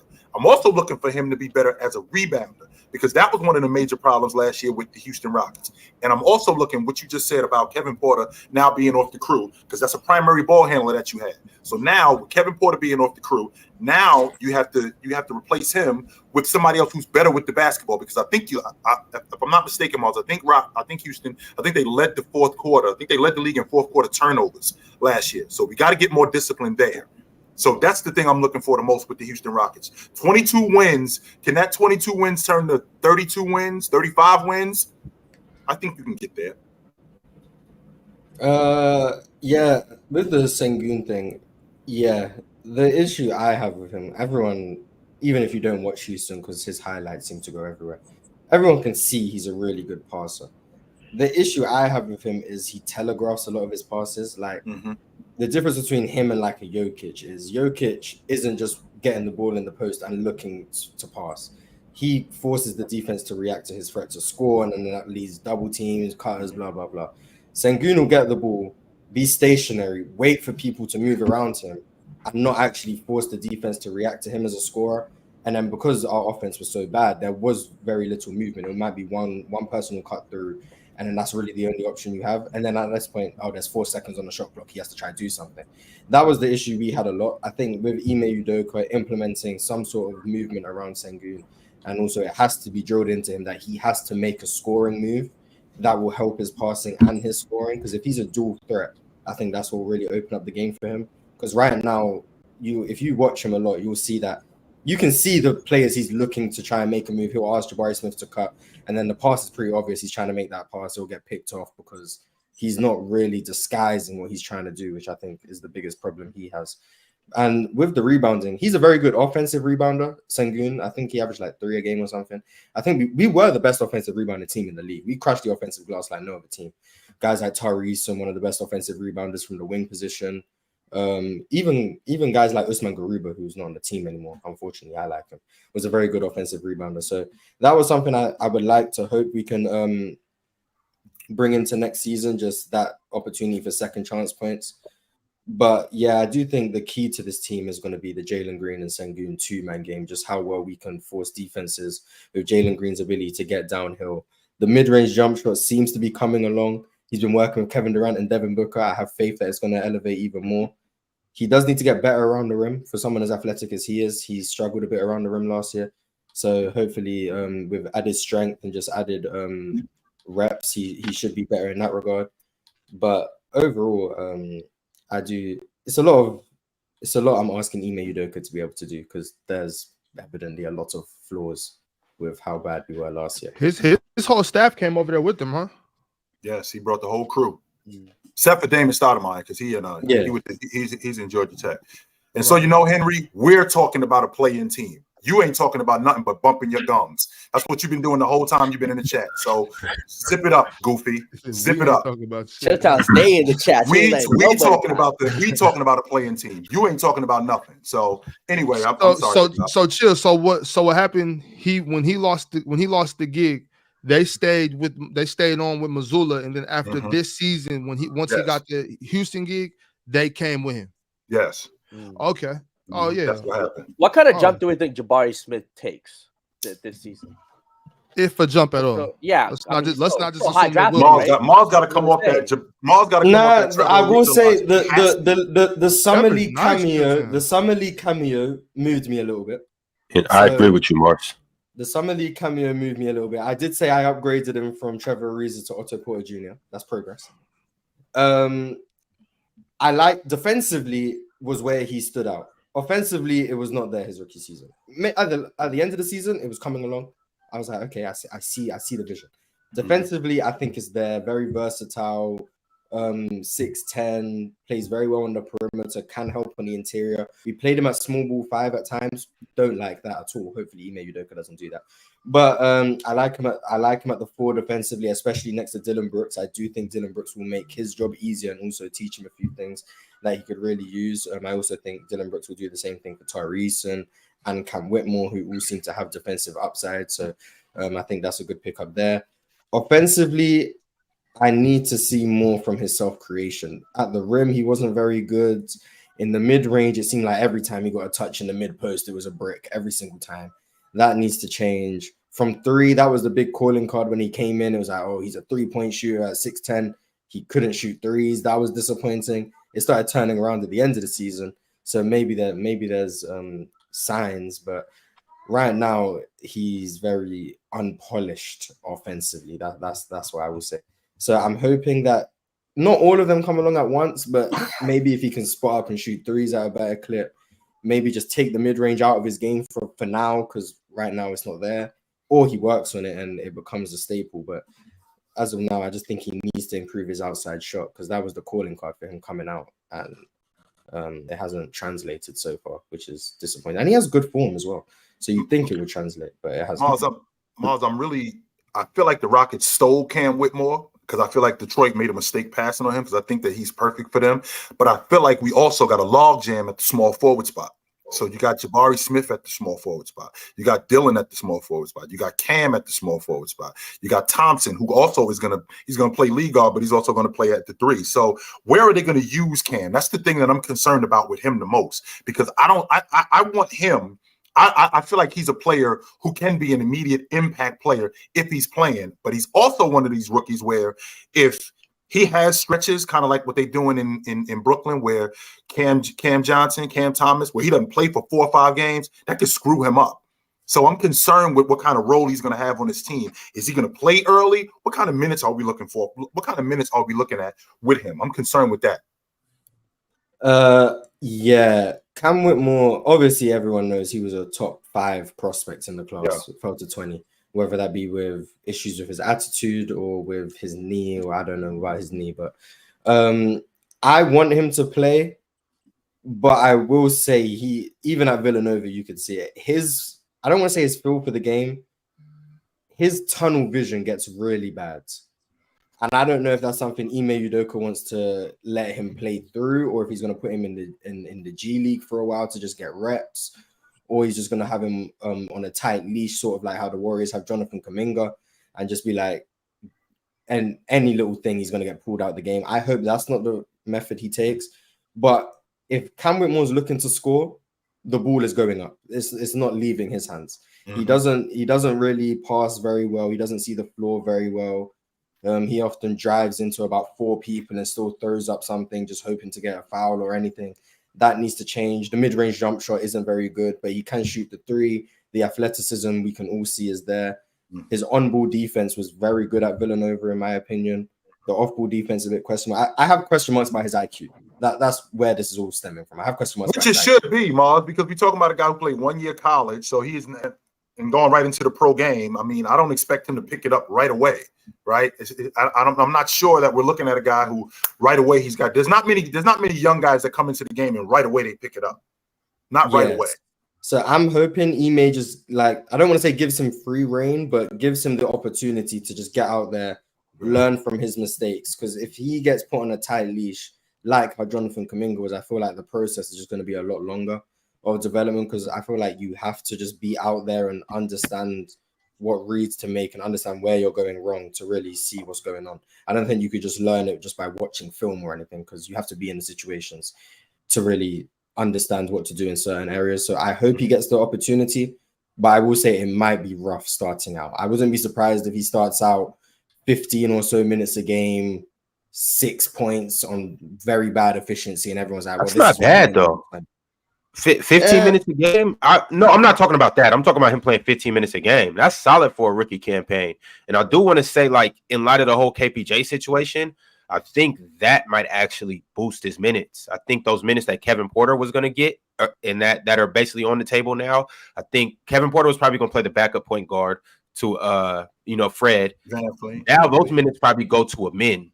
I could see this being a scenario because they could also go to Aaron Holiday, but I see that going to a min, which is actually going to be good for his growth because now he gets the ball in his hands in that backup role. But I can see, because Cam can play the two, I can see Cam sliding in, coming off the bench with Amin Thompson, which is actually, I think that's good for those two individually, but it's good for you guys in the future as well, those two playing minutes with each other. Because I could see in the future it being Amin, Jalen Green, Cam Whitmore in the future. So that bodes well with those two building up their chemistry, and who knows the development that they may get. I think with this team, I think with this team, it's going to come down to like the minutes distribution and kind of the usage of everyone. There's a lot of guys on this team who have potential, young players, still trying to figure out what they're going to be in this league. So I think it's going to come down to Ime Udoka and I think Fred VanVleet's going to play a role as a guy with championship experience, getting these kind of young guys involved, maybe being more of a distributor than he was in Toronto, because he was a little bit more of a scoring guard in Toronto than more of a true facilitator. Well, I think this team kind of needs more of a real facilitator and a point guard, definitely a pass first guy versus a scorer. So it was interesting to see, like, after Jalen Green, who's going to be the guy to take the most shots. It's probably going to be Dylan Brooks. Based on his mentality, yeah, that'd be crazy. If he has anything to do with it, I'm pretty sure Fred VanVleet and Jalen. If Dylan Brooks has anything to do with it, he'll be second in shot attempts. But yeah, that's why he came to Houston, Mars, because he said he wanted a bigger role. So we talking about a team that's in last place. He's not getting on Houston thinking he's gonna be doing the same thing in Memphis. He's gone to Houston thinking that I'm gonna get more shots, I'm gonna get more playing time, and I'm gonna have a bigger role in the offense. And that's what's going to be terrible. I can see that, Chitchat, but I disagree because I think that they're trying to compete. And if they go with that mentality, that's not a competing mentality. If Dylan Brooks is going to be one over there getting that many shots, I think he has to kind of take on the role of like the kind of what he was trying to do with Bron, but maybe with other people, like the defensive enforcer, like the Ron Artest. Dylan Brooks has to be their Ron Artest. You know what I'm saying? Like, I'm guarding him. I'm bringing the toughness. I'm bringing the energy every night. But on the offensive end, Dylan has to be looking to get out in transition. He has to look to score off of steals, score off of turnovers, score attacking the rim, score picking on smaller guards. You know what I'm saying? Like, if we can get that type of energy from Dylan, then I think the Houston Rockets can have some success. But if he's out there like on what y'all talking about, I'm trying to get more shots, like 18 shots, it's 15. Then that's a bad look. I hope that's not where his mind is, and I hope Ime Udoka doesn't go for that. Like, coach got to coach. Yeah, that's on him. He's gonna have to figure that out. Coach got to coach. One thing I think a lot of people don't know or neglect to care about is the reason I believe we're going to try and be competitive this year is we don't have our first round pick. So us tanking doesn't really help. Because if everyone remembers the Russell Westbrook trade, we gave OKC our first round pick. It's top 4 protected. So if it lands in the go top, on tour, y'all traded all that. Hey man, I wasn't a Houston fan at the time. Straight, but our pick is top 4 protected, so it can go one of two ways. Either we try and bottom out and just try and get this pick for this year, and then try go next year, and we try and have our top 4 pick. But there is no benefit in us being a 13th seed and then our pick going number 7 and then OKC has it. I think with the signings of Fred VanVleet and Dylan Brooks, bringing in Ime Udoka, I think Houston are going with the route of trying to be competitive, make the play-in, try and push for a play-in spot because we don't have our pick. And there's no reason for us to try and be bad without our pick being a guarantee to us. That's why I think we're going to try and be competitive. Not because I think Jalen Green's the next coming of Jesus. It's because it would make sense for us to try and be competitive. So that's why I think people just either didn't know that or don't care enough about that. But I don't think it's in Houston's best interest to try and be bad again. Yo, I thought Ticket. Oh, go ahead, Damo. I was just gonna say I thought it made I thought it was kind of evident that the Rockets were trying to compete the moment they signed Van Fleet and Dylan Brooks those deals. Whether you thought those pieces were enough to actually make them contenders or how far that moved the needle, neither here nor there. It's the fact that they made those decisions and those moves with the mindset of, okay, we're actually trying to win games. The tanking thing, you're not spending $40 million on Van Fleet. You're not giving Dylan Brooks this contract just to tank, in my opinion. I thought that was a telltale sign. They're going to at least attempt. The mindset is built this culture. We have Ime, and we're trying to win games. Yo, Ticket, can you tap in and let us know how you feel about the Houston Rockets going into next season? What's good, Playboy? Yeah. So, I wanted to quickly respond to something Chill said about Steven Jackson when they was having a conversation about him. Mhm. I think that when Steven Jackson said that, what he said, I think he felt that. I don't blame him for feeling that way, because if you follow Steven Jackson's path to the NBA, he went to a community college. So to go to a community college to get drafted in the NBA is very hard. And I don't even think he played there neither, Ticket. I don't even think he played there. I think he came right out of high school. Like he played in the McDonald's All-American game, and I think he just came right out of high school and went right to the league. Actually, he was playing in the Dominican Republic first. Then he came. So okay, he basically came from high school, went to the DR play, and then went to the league. But in the league, I feel like he has a right to feel that way. I mean, Stack had a lot of nearly 20-point seasons in the league, and then he was on that Indiana Pacers team that you thought could have won a championship. He was a main character on that team before he got suspended. He was almost averaging 20 a game. If they close the deal and win a championship, you think of Stack in a whole different way. So if you look at a lot of those years that Stack played, Stack was putting up 18, 17, 18, 20, 20, 20, 17, 18. Even in Golden State, so when we saw him with the Spurs, that was closer to the end of his career. The second time he was with the Spurs. So, I mean, but if you look at Stack's career, I mean, he does average more points and rebounds than Ginobili. Most people would look at it differently because Ginobili was in that position the whole time. But if you looked at Stack and you thought about, man, how that team in Indiana got wrecked based off the stuff with the Malice and the Palace, Stack's career is looked at completely different. And him as a player is looked at completely different if that doesn't happen. Because remember, he missed all those games, but before that, he was rolling that season as far as I had them winning the NBA championship that year, Ticket. I did. I had them winning the NBA championship. He was one of the key guys on that team, putting up real good numbers.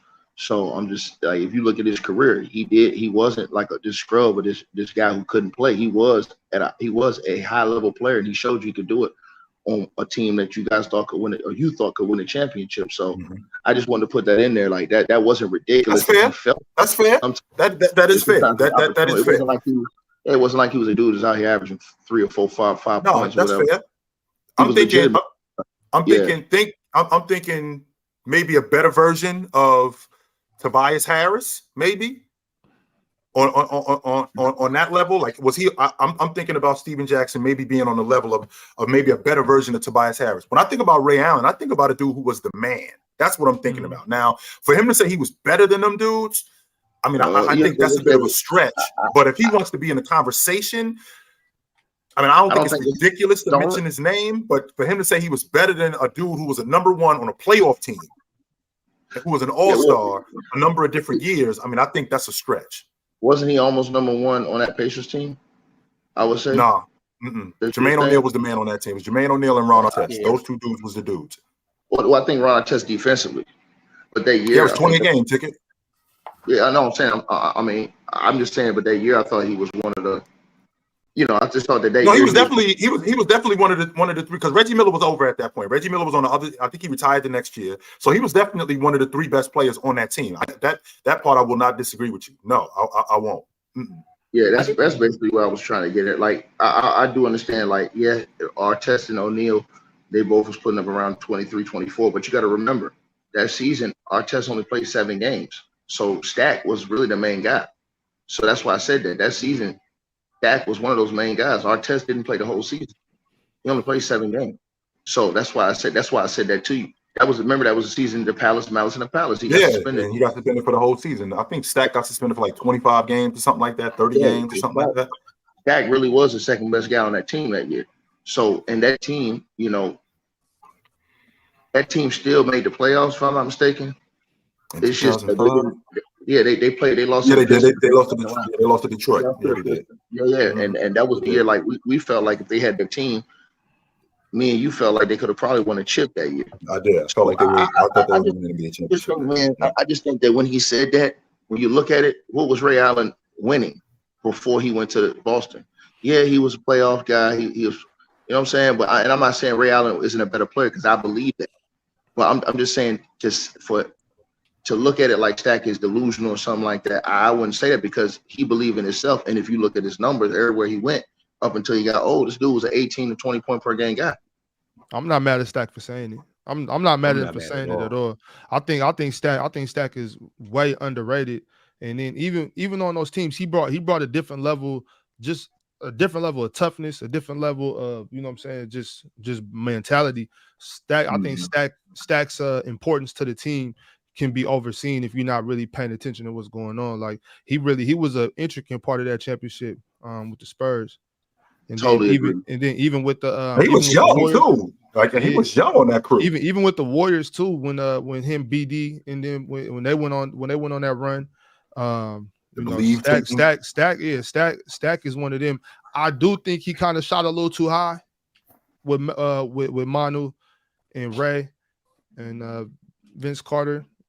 Maybe so. I could maybe. Definitely not Vince. Definitely not Vince. I just thought the thing about it is, these is guys that Stack play against day in and day out. He like y'all give me work, but I give y'all work too. Like y'all, I come on the court and I go at y'all. And on any given night, I could give any of you guys a 20 piece. Like obviously, you guys are stars within yourself, but like except for Manu, Ryan. Manu's in the league is on. But he used to practice with Manu though. It probably used to be practices where he used to bust Manu ass. It used to be practices where Papa have to call the dogs off. Like, all right, Pop, all right, Stack, that's enough. That's enough. You know, I'm sure that happened in practice. I'm sure that went on. I'm sure. You know how that goes. I think Steven Jackson was probably cooking Manu in practice a lot more than people. To answer your question, Ron, about the Rockets, man, I just want to get that in the chill because I just thought that, you know, I didn't think it was absurd that he said that. You know what I'm saying? Because I mean, he's talking about situations. But to answer your question about the Rockets, I see him in 7 to 8 games better this season with the coaching. I think coaching will be big in them having that slight improvement. I still think they have a ways to go as far as personnel and getting a few other key guys in there. I think they're headed in the right direction. Obviously, they're headed upwards. They're not headed downwards, or they're not headed in the same direction. You know, I also do think that we're going to have to look at what Fred VanVleet does this year. I think that's going to be big. Does Fred VanVleet have a big season or does he have a flop? I think it's potential that he could have a flop this year. You know, sometimes guys go to different places and they don't fit in the same as they fit in one place. Maybe, you know, if you look at a guy like Kyle Lowry, he fit in so well in Toronto all those years because of the system, program, everything they had. As soon as he got away, he didn't look nowhere near the same guy that he looked when he was in Toronto. And so I look at that with Fred VanVleet, and I think he's a good player. I want to see if that translates to a different coach, different system, you know, different outlook. Same thing with a guy like Dillon Brooks. I want to see what aspects of his game he improved over the summer offensively, you know, and defensively as well. I just think that since he's going to be getting a lot of minutes, they're going to need him to be more efficient offensively, especially the way Ime Udoka likes to play basketball, which is, you know, he likes to spread them out, shoot a lot of shots. And I think, you know, Dillon's going to be one of those guys in a position again where he's going to have to take shots. Teams are going to make him shoot the ball. And so when you have guys like the guard they got, Jalen Green, that's going to be breaking down defenses and kicking out. Same thing with Fred VanVleet. You got to be ready to hit those shots.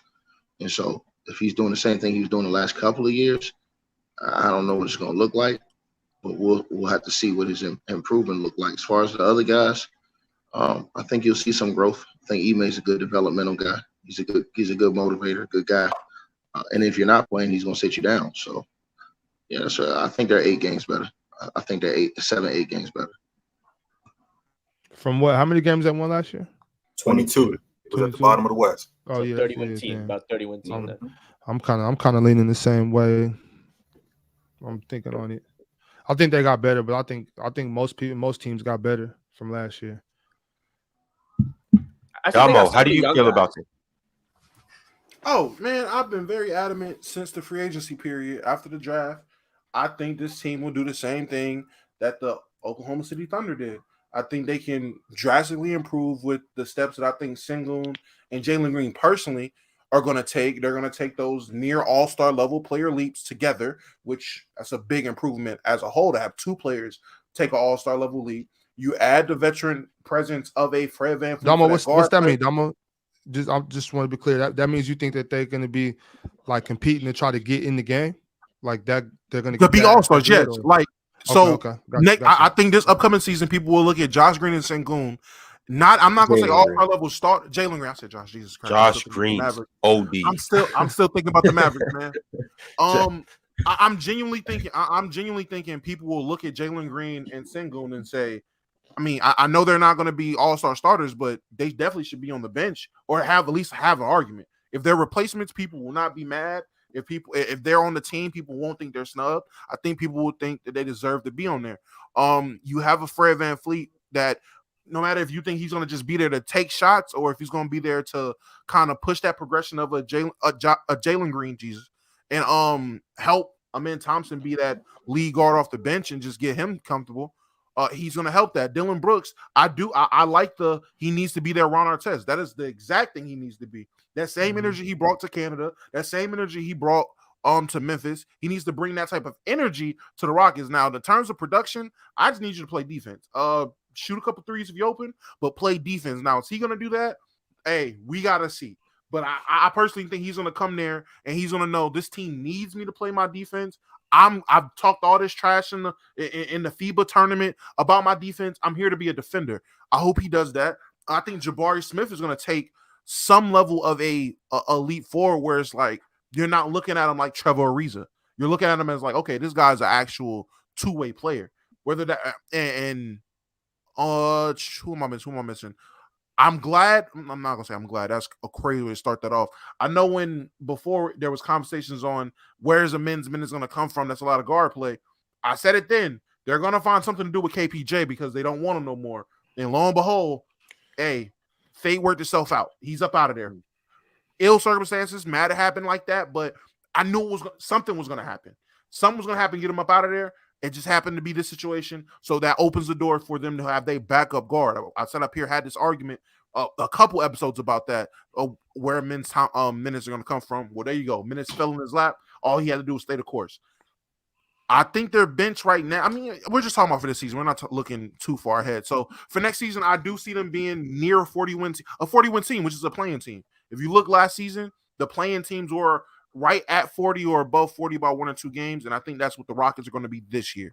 The West was so packed last year. Crazy. Domo, I don't think that's crazy. I don't think like we've obviously talked about Fred VanVleet, we've talked about Dylan Brooks, we've talked about the new coaching staff that they had, and we've seen what they did up in Boston.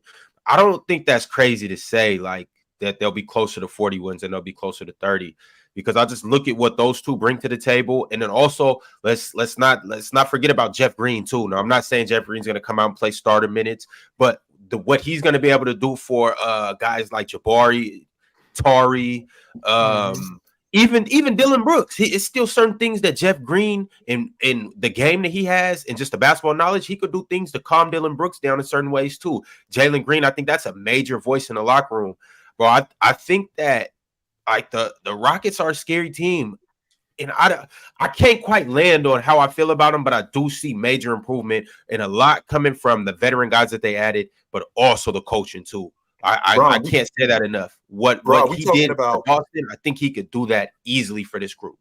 Ron, we're talking about close to 40 wins, right? That's what we're talking about with this Houston Rockets team. Close to 40 wins. That's almost a 20-game improvement. So the last two, let's see, if I'm not mistaken, Mike Brown won a coach of the year last year. His team improved 15 games. The year before that, Monty Williams, his team improved, I think, like 14 games. If we're talking about Ime Udoka improving his team by almost 20 games, that's the coach of the year. Are we going that far with this guy? I am. Why not? Wouldn't be shocked When he at took all. the Celtics, I would not be Celtics shocked. to the finals, when he was the Celtics coach when they got to the finals, everyone gave him praise. Now you can say, "Oh, that was because of the defense and this that." It doesn't matter. Y'all gave him this praise and said he was one of the better coaches in the league. Which I do believe that, Damo. I do believe that. That doesn't go nowhere because of how that situation ended. That situation didn't end because of his coaching, and because of some extracurricular stuff, and because some out the way stuff. So what? He's not changing being a coach. He should still be that great coach, right? Unless we're just going to say it was narrative talk and people just talking out their ass, which if that's what y'all want to say, admit to it, own up to it. But I'm not about to change the tone. The tone shouldn't change now that he's in a new situation. I'm just thinking, if this team was chill, where did Jalen Green come from last year? He came from he was in Denver, and he from an NBA championship team where he was playing meaningful minutes. Exactly. Fred VanVleet, where did he come from? A team that won a championship where he played meaningful minutes. That's valuable. That's valuable. Yes, it is. Yes, it is. Dylan Brooks on a playoff team. Sure. Yeah, I can get with that. Yeah, I can definitely get with that logic. I'm just thinking from the aspect of improving between 15, like Buddy just said, he got him between 37 and 40 wins. That's a 15 to 20 game. That's between a 15 to 20 game improvement. Teams that improve between 15 and 20 games are either at the doorstep of the playoffs because they're at the bottom of the league, or they go from either being close to the playoffs to being a championship contender. And if he's going to do that well, he has to be the coach of the year. He has to be. Hey, Chitchat, where are all these wins going to come from? Well, again, not just the team. I'm not talking about just the Rockets.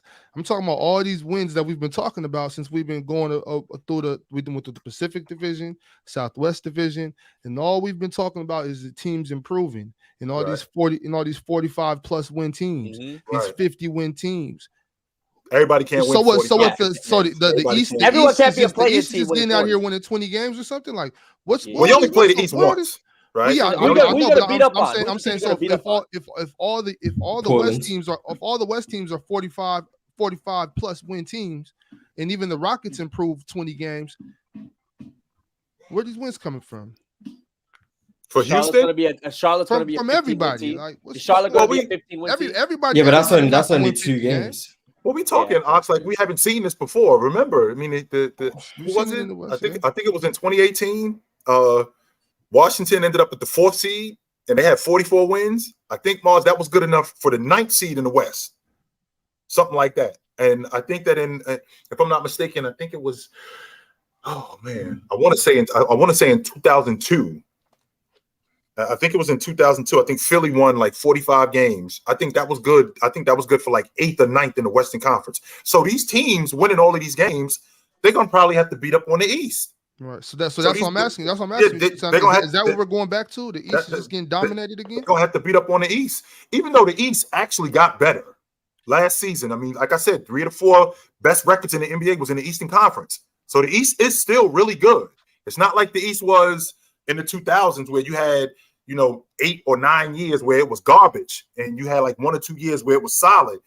With the Houston Rockets, though, I'm looking at this team and I do see some improvement. Now, y'all dudes selling me 15 to 20 games, I got to see it. Even though I think Udoka is a damn good coach. I think Coach Udoka is a damn good coach, but 15 to 20 games, that's a massive improvement. Look, I think in the West, there's only one really bad team that everyone could beat up on, and I'd say that's Portland.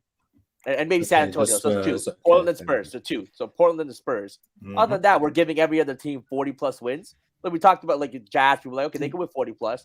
Mavericks, they can win 40 plus. Houston's not 40 plus. Then you have the Pelicans, Thunder, Timberwolves, Lakers, Golden State. And then you got going to real contenders. And it's like, not everyone's going to win 40 games. So I just see Houston, again, probably closer to 30 game range just because, again, someone's going to have to lose those games. And again, I just think there's so many young pieces there still trying to figure out, what they're going to be in the league, how they're going to be used on the team. There's a lot of question marks for this team heading in. And again, it'll be up to the coaching staff to find the minutes for all these guys, the players amongst themselves, the usage rates and all that. But yeah, they're not winning 40 games. I think 40 games would be a strong reach. You got Utah winning 40 games? I mean, close to it. So you got last season they won 30, 37. Actually, yeah, I can see that. They're gonna get Houston's worse. better than Utah. Dumb, are you insinuating that Utah is or Worse Houston's than better than Utah? Yes, I am. they're going to be. Yeah, I don't see. Agree. I don't know what. That. I mean, in terms of the young talent alone,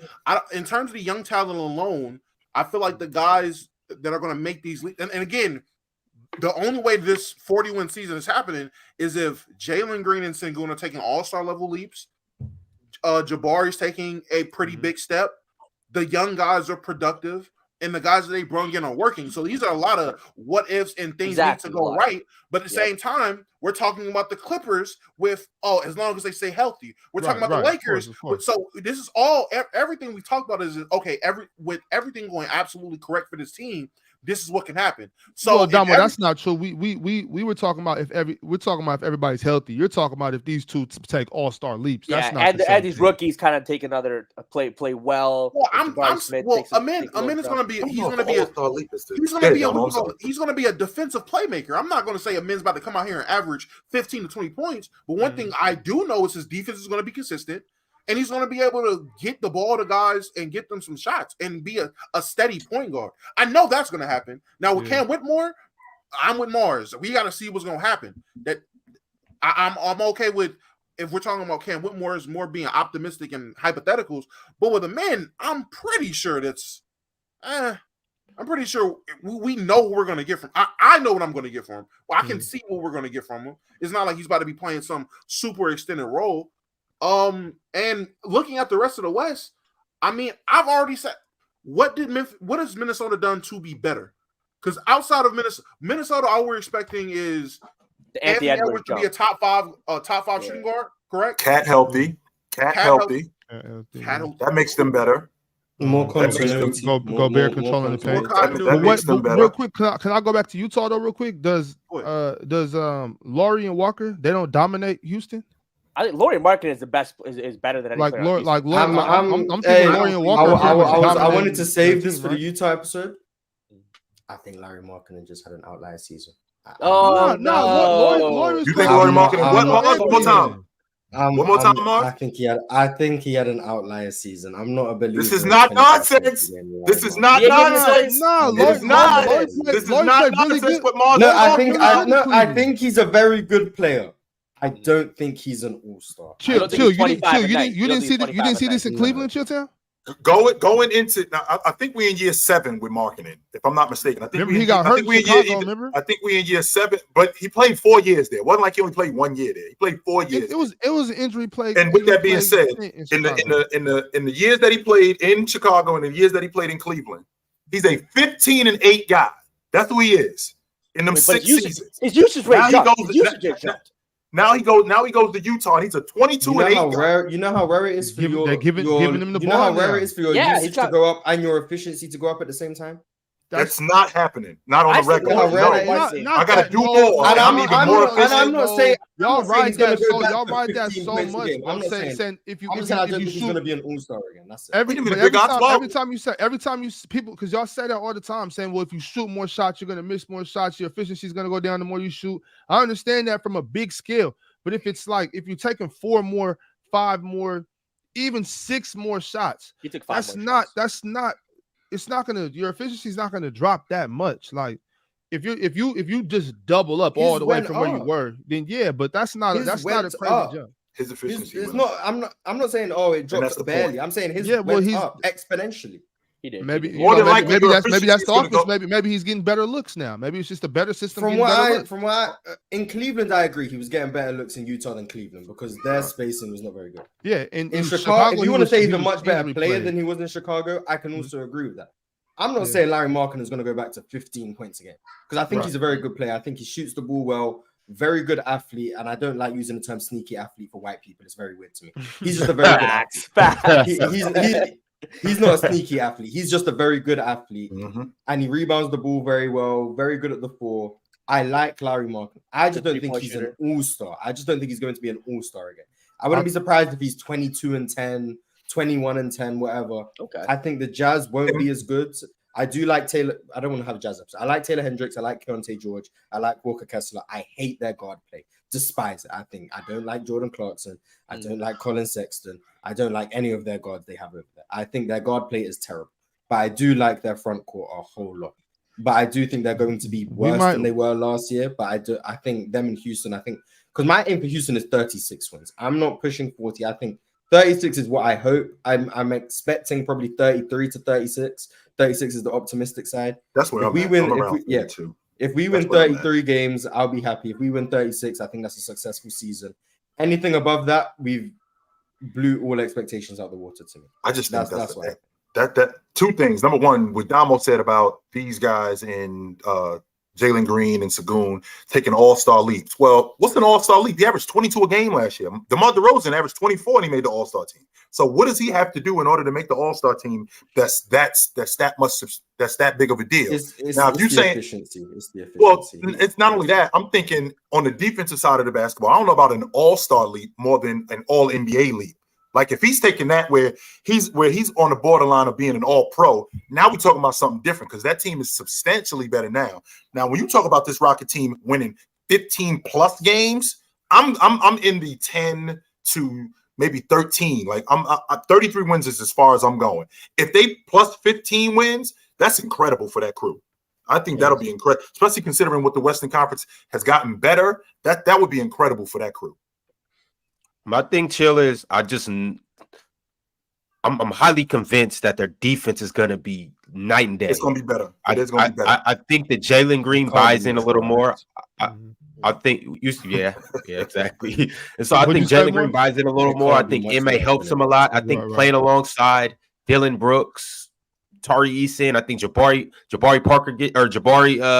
gets a little better too. I think playing along these guys, Fred VanVleet, it either helps hide him or it elevates his level of play. He's athletic. He has the tools to do it. It's just more so about being more knowledgeable, IQ improving, and then also just effort too.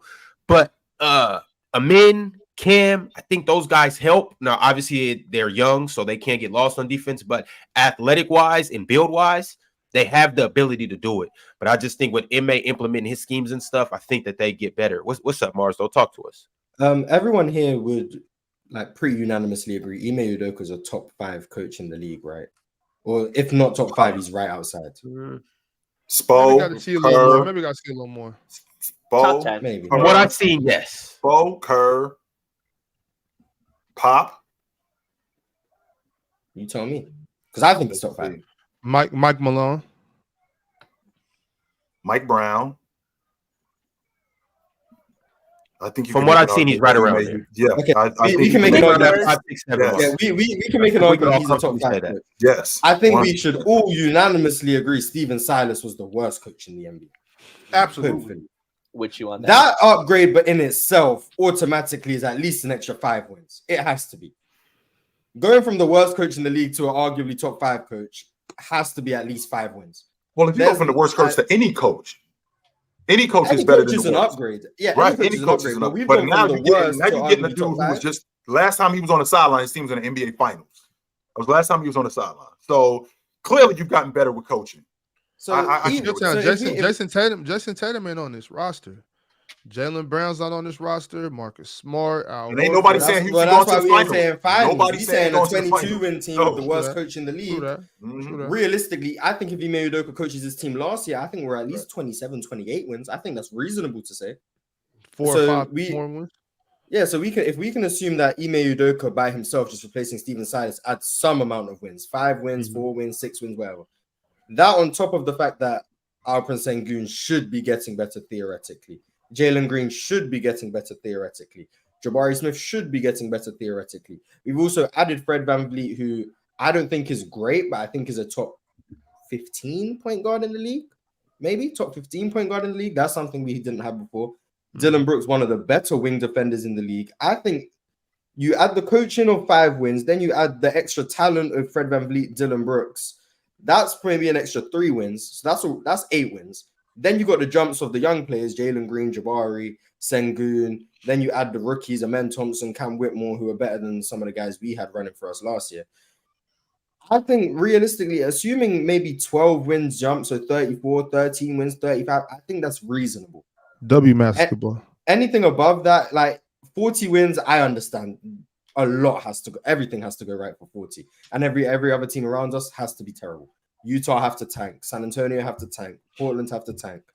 What other teams are out west? The Timberwolves have to be a very disappointing team. The Pelicans probably have to be dealing with injuries. All of that has to happen for us to get 40 wins because you have to beat these teams at some point. Because the West is tough. You have to win games. But I think 35 wins is reasonable.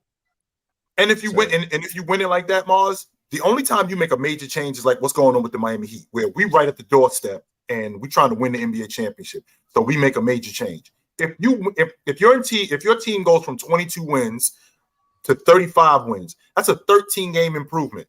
Okay, that means that the crew got better. So we don't need to flip anybody or make a major change. Let's build on this and let's take these 13 wins and let's make that these 35 wins that we get this year, these 33 wins, let's turn that into 42 wins next year or 45 wins. And then now we're building something as opposed to, okay, next year we win an NBA championship. We got to flip Jabari Smith. We got to flip Dylan Brooks. No. You're going to screw this thing up. You're building something. I think out of all the teams in the NBA, the Houston Rockets are going in with the most unknowns in terms of, how's the coaching staff going to adjust with these players? So many young guys, the new guys that come in. So I really want to see the first 10 games, see what they do, see what they look like, see how these young guys are used. So I think they're the team that we probably have to maybe watch the most games because there's the most unknowns on this team, on every team in the league. Yeah. One more thing I do want to say in terms of, and I've talked about these guys a lot, but Fred VanVleet, Dylan Brooks, and Ime Udoka, the three things that they bring to this team is edge. And I think that helps a lot with identity. That helps, like you see when certain players get around certain players, all of a sudden they poke their chest out a little more. I don't think Jalen Green's soft, but I think with Dylan Brooks and Fred VanVleet next to him, he kind of like, I can see that. I can see that. What y'all want to do? Like we've all been around that guy who's not really that guy, but he get around those gangsters, and all of a sudden he throwing up signs too. He's sacking his pants a little more too. I think that he helps those younger guys kind of be like, all right, we are like this. We are tough. Dylan Brooks getting in people's faces. Dylan Brooks, not being scared of nobody. Fred VanVleet absolutely not backing down, and also Ime Udoka coming in the locker room like, you know what? We finna go out there today and we finna fuck them up. I think that helps these younger guys. Like, you know what? Yeah, we about that now. Facts. Right. That's definitely Jalen Green. I mean, I think Houston showed me that they were like that in the game again. You guys probably didn't watch the game. It's Houston. Oh, I know what you're talking about. We played Atlanta. DeJounte Murray was talking. We were losing. We make the comeback. Jalen Green's chirping. Jabari Smith's chirping. Telling the crowd to be quiet. They showed me something. It was one of our 22 wins. It was in Atlanta or was it in Houston? I remember that. I believe it was in Atlanta. I believe it might have been in Houston. That was the game they was up and they was like tapping them on the head. DeJounte and Trey were going crazy. I remember that game. We came back. We were talking. We were chirping. I was like, okay, there's some. We have some sense of pride. It was one of the 22 wins, but it was some sense of pride that I saw. I was like, okay, I see something here. There's something to work off of. I was like, okay, that's impressive to me. So there's that. All right, y'all. I do want to start talking about. I want to take a deeper dive into some of these younger players, and I want to know if you guys believe that they're going to take a jump, or if you believe that they're going to plateau, or if you believe they're actually probably going to get worse. And you guys know exactly who I'm starting with. It's been a lot of propaganda push about these guys. It's been a lot of agenda push about these guys. It's been a lot of people thinking that, well, the cat's already out the bag, that he's the next Michael Jordan. So, Mars, I got to start with you, and I need you to tell me, what does Jalen Green look like in the 2023-24 NBA season? You want me to glaze or to be honest? You're glazing. If I want the honesty. You're being honest. You're still being honest. Reasonable glaze. I expect Jalen Green to be one of the premier shooting guards in the NBA. I expect his efficiency to jump up exponentially. I expect his defense to step up. I expect him to be a 25 plus point per game scorer. And I expect there to be conversations about whether or not he's a top 5 shooting guard. I'm not saying he's going to be as good as Ant or Devin Booker or Donovan Mitchell or Shea, But after that, I think he'll be in the conversation with every other shooting guard in the league. That's my expectation. Well, is it ridiculous to say that Jalen Green would make a jump if he averaged less points, but more rebounds and more efficient and was a better defender? Would that be fair? Considering how Udoka looked at him as a player, where he made him a better defender and made him more efficient. Would it be fair to say that he made the jump? Yes, that would be a jump, because for me, Jalen Green defensively, the issue with him is how much he actually puts effort in, because he has the tools. When he locks in defensively, he plays very good defense. He's not very strong, but his man defense is very good. He can get around screens. It just so happens that he doesn't want to do those things. I think with Ime Udoka, if he makes him buy in defensively and he really locks in and takes that side of the ball seriously, I think he can be a good defender. Even if he scores maybe 20 points a game, but he's more efficient, takes better shots, plays smarter, I think that would also be a better version of the Jalen Green we've seen in his first 2 years. I think that would be a jump, but I also think people generally wouldn't view it as a jump, because most people wouldn't be watching Houston. They'll just see his points per game went down and they'll be like, well, he's plateaued. But I would see it as a jump. Mm-hmm. Okay. Chill, how do you feel about Jalen Green?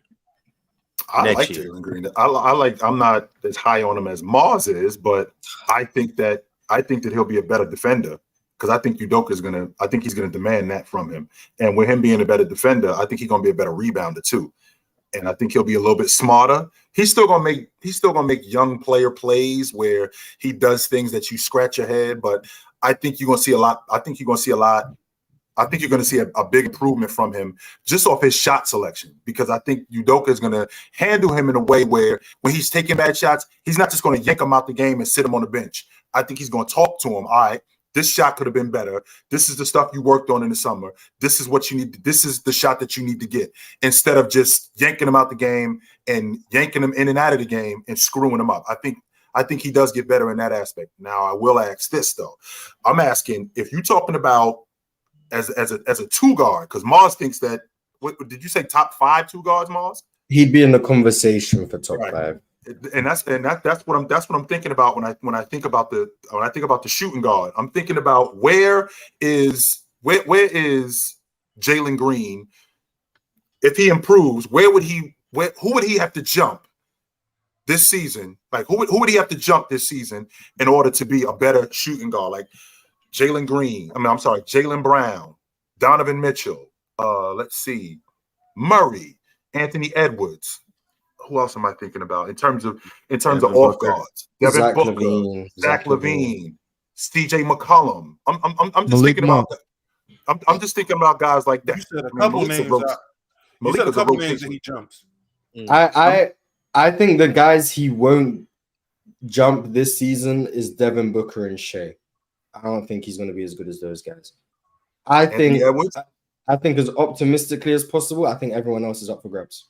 You think Anthony Edwards up for? Not saying he will be better than them. Right. I'm saying it's in the realm of possibility. I wouldn't put money on him being better than Anthony Edwards. I wouldn't put money on him being better than Donovan Mitchell. But I think it's possible if everything goes right. Mars, this is supposed to be your episode, and I got to do this for you.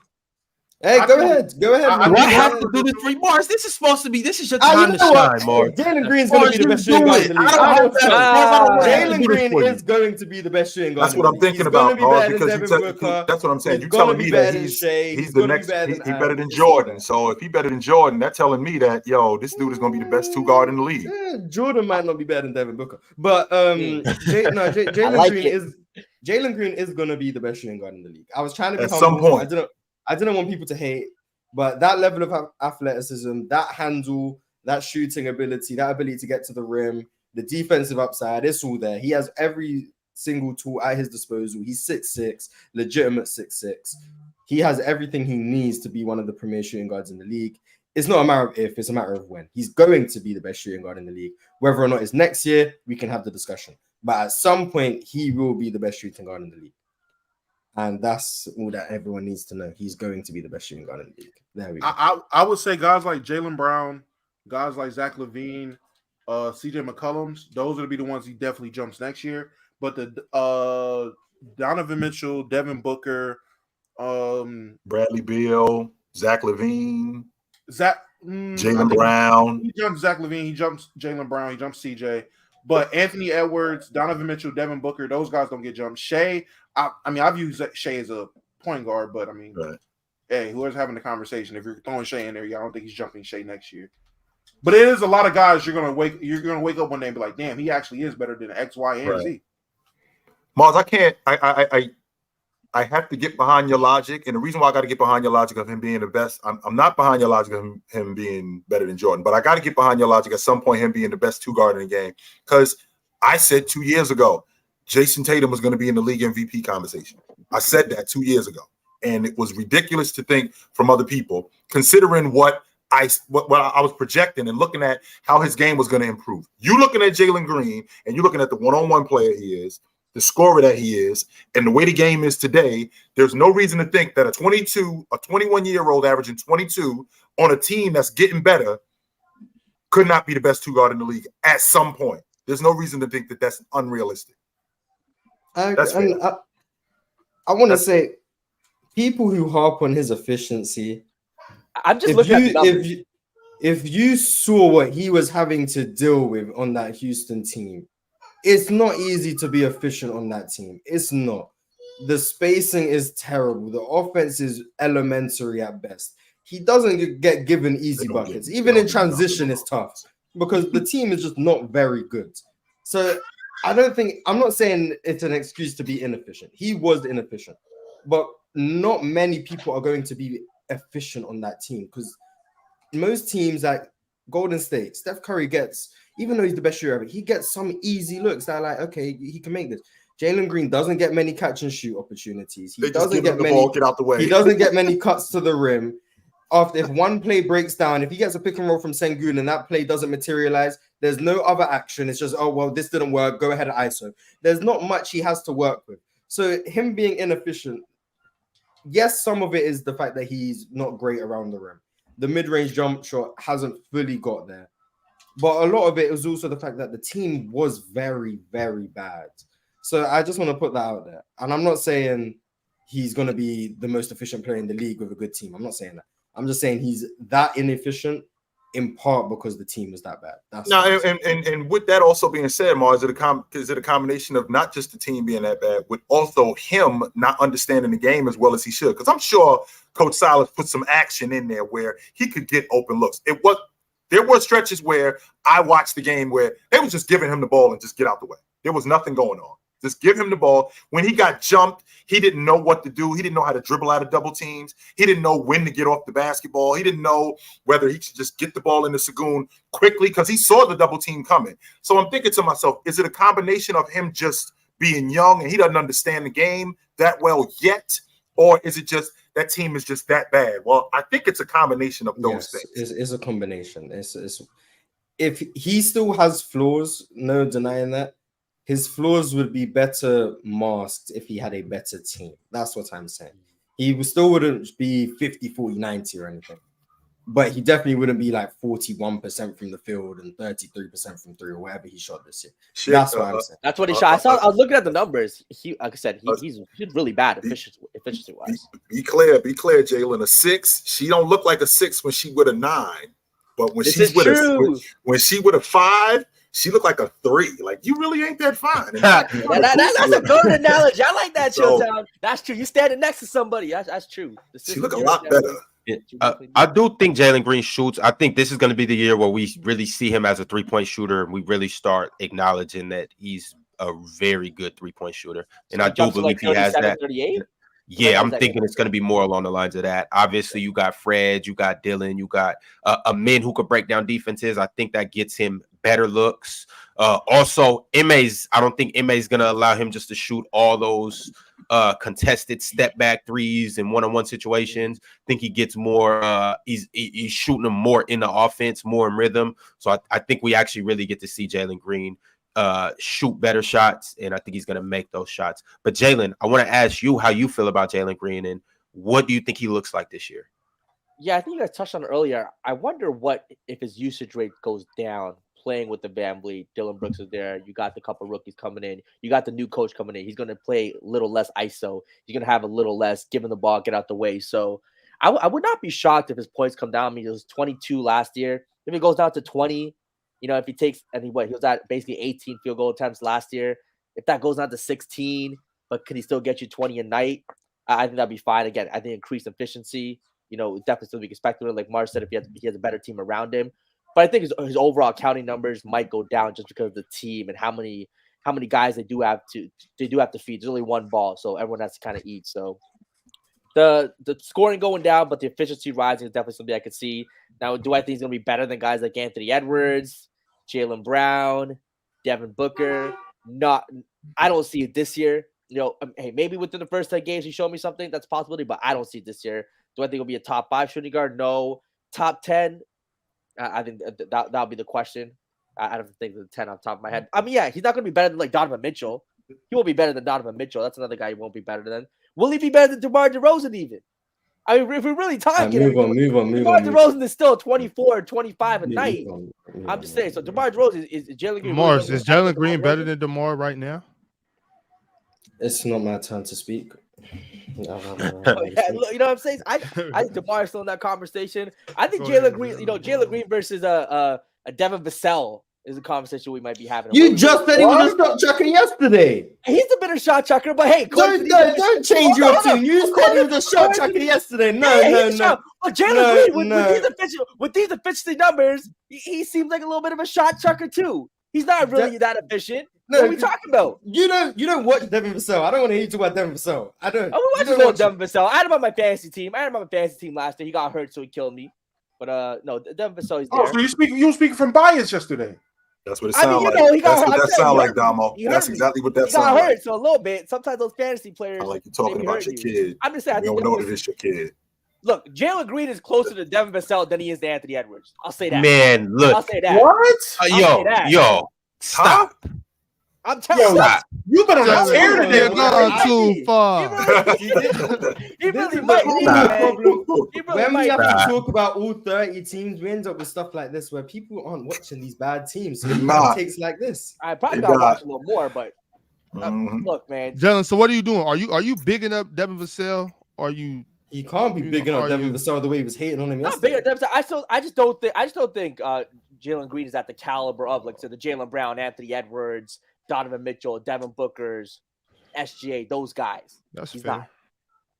Maybe you just rate Jaylen Brown too high. He's not in the Devin Vassell tier. I mean, what's the tier below the Jaylen Browns, Anthony Edwards, Devin Booker, Donovan Mitchell, SGA? Thompson, CJ McCollum too. Okay, I could be fair. CJ McCollum, I do have it. Yeah, Jalen Green is in that. Damo, you're gonna see something different from Jaylen Brown with that handle this year because it's gonna get dumbed down. Think about a quarterback who we're gonna dumb down the offense, and instead of you throwing the long ball, we're gonna put you in a lot of short game. And then the playoffs will come, and then he'll have to dribble 3 times and he'll lose it. That's all. That's where we going. We're only going to 3 dribbles with the weekend. That's it. That's as far as we going. Yo, Ticket. I gotta ask, how do you feel about Jalen Green next year? What do you think he'll do, and what do you think he'll look like? The same as he did last year. No improvement, Ticket? Not really, because other guys got more help. He's got more other guys that's going to be doing stuff. So how is he going to do more if he has other guys around him that can do more now? Fred VanVleet is trying to prove himself. So he's going to have to put up numbers. Jack a lot of records.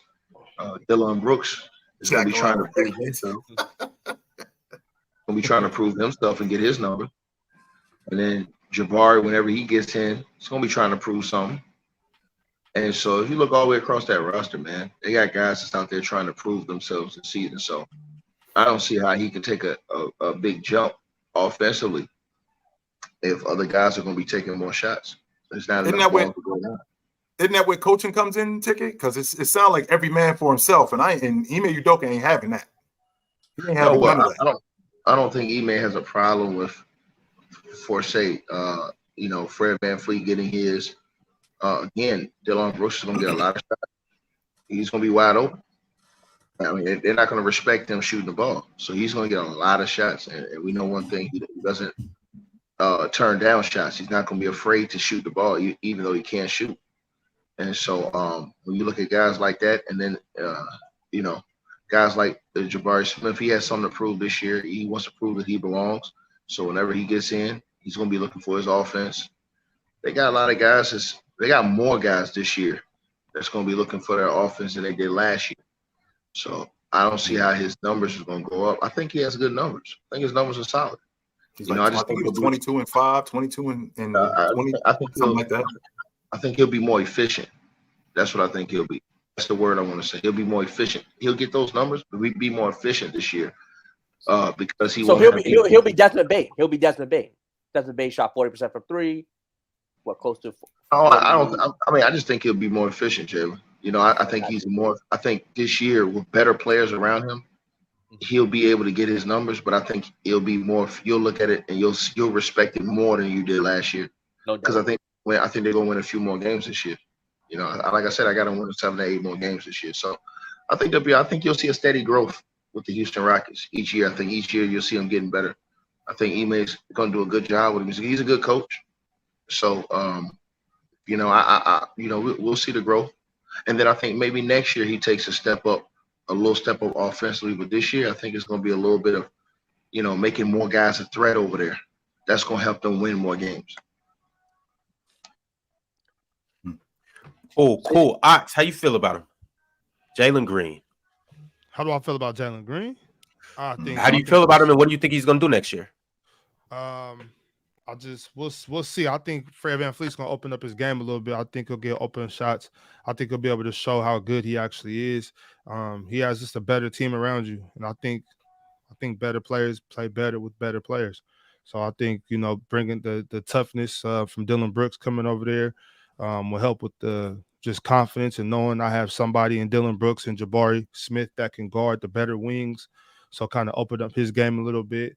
The experience, like you said, with Fred VanVleet and Jeff Green, I think that's very important. I do think Jalen Green, if not, probably not now, but Jalen Green will be a top 5 shooting guard in the league. He definitely will. That's not even a question. Like I'm not on the fence about that. He's 100% going to be a top 5 shooting guard in the league, maybe 3 this year. No, not this year. But no, I'm just saying that's how. Well, by the end of the year, he could make a push for 5. We'll see. Jalen Green is talented, so it's one of those things where we don't know what's going to happen, but he can likely go up there. So, so what I'm saying is he has the talent that I know eventually he will be there. So I'm optimistic about what's going to happen this year. Optimistic. I do think it's going to be one of those times, and I felt this before being a fan of the franchise I'm a fan of. I've seen it where, you've been beginning of the season like, we got an exciting squad. Let's see what happens. And then it's the same old thing, because you can get better and still not be good enough. So yeah, when the Maloofs are your GMs. Damo, how do you feel about Jalen Green? Oh, I feel like he'll absolutely show that if he's not definitively at the bottom of the top 5 shooting guard list, he's going to be making a push for it. There's no doubt he's going to be a top 10 shooting guard going into the next season. I think it's blatant hate if you think otherwise. You can't name 10 shooting guards in the NBA right now better than Jalen Green, even coming out of last year. Like I said, I believe he's going to take that all-star level leap this year. And I know Chill said it earlier. I mean, how much more does that have to be? Because he averaged 22. DeMar averaged 24. He was all-star. I mean, just the perception, just the aura, as they say out here in these streets. The aura matter when it comes to all-stars. Narratives definitely matter when it comes to all-stars. He's just gonna feel like a better player. It might not show up because there's so many new additions. There's an actual offense. There's an actual system. So it might not be a situation where he goes from averaging 22 to now he's averaging 26, 27 more. And it's like, okay, boom, there's drastic improvement. It might be a situation where he's averaging the same amount of points, just efficient. He's just way more efficient than he was before. It might be a situation where you're watching him. It's like, okay, he's actually in an offense now and not just playing, all right, ISO ball. The play broke down. Let me just get a bucket or sidestep 3. I didn't realize how many sidestep 3s he took. And so I really went back and rewatched his season.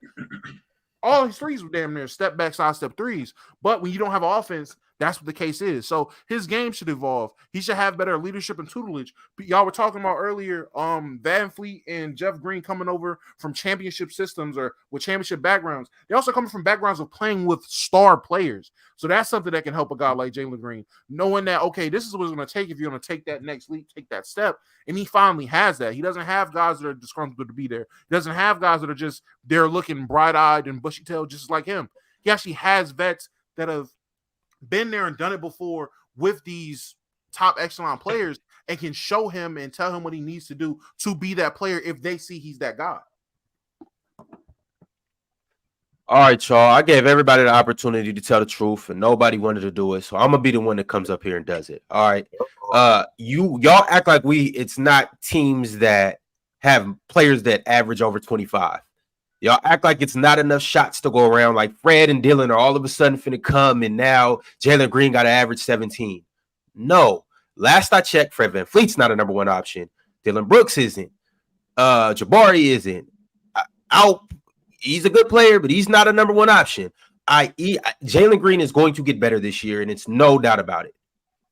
I easily see him going up on that 22, and I think it's going to be around the 25, 26 mark. I think when you look at this roster, somebody has to be the number one option. Somebody has to shoot the most shots, and Jalen Green is the number one option.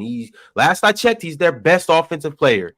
His offensive package is only going to get better, and he's only going to get better shots. He's going to shoot more efficiently this year.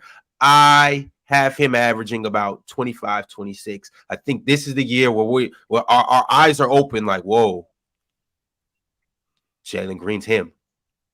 And Jalen and Chill, wherever you guys have Ant ranked, at the end of the year, I think that's where we're going to see Jalen Green at.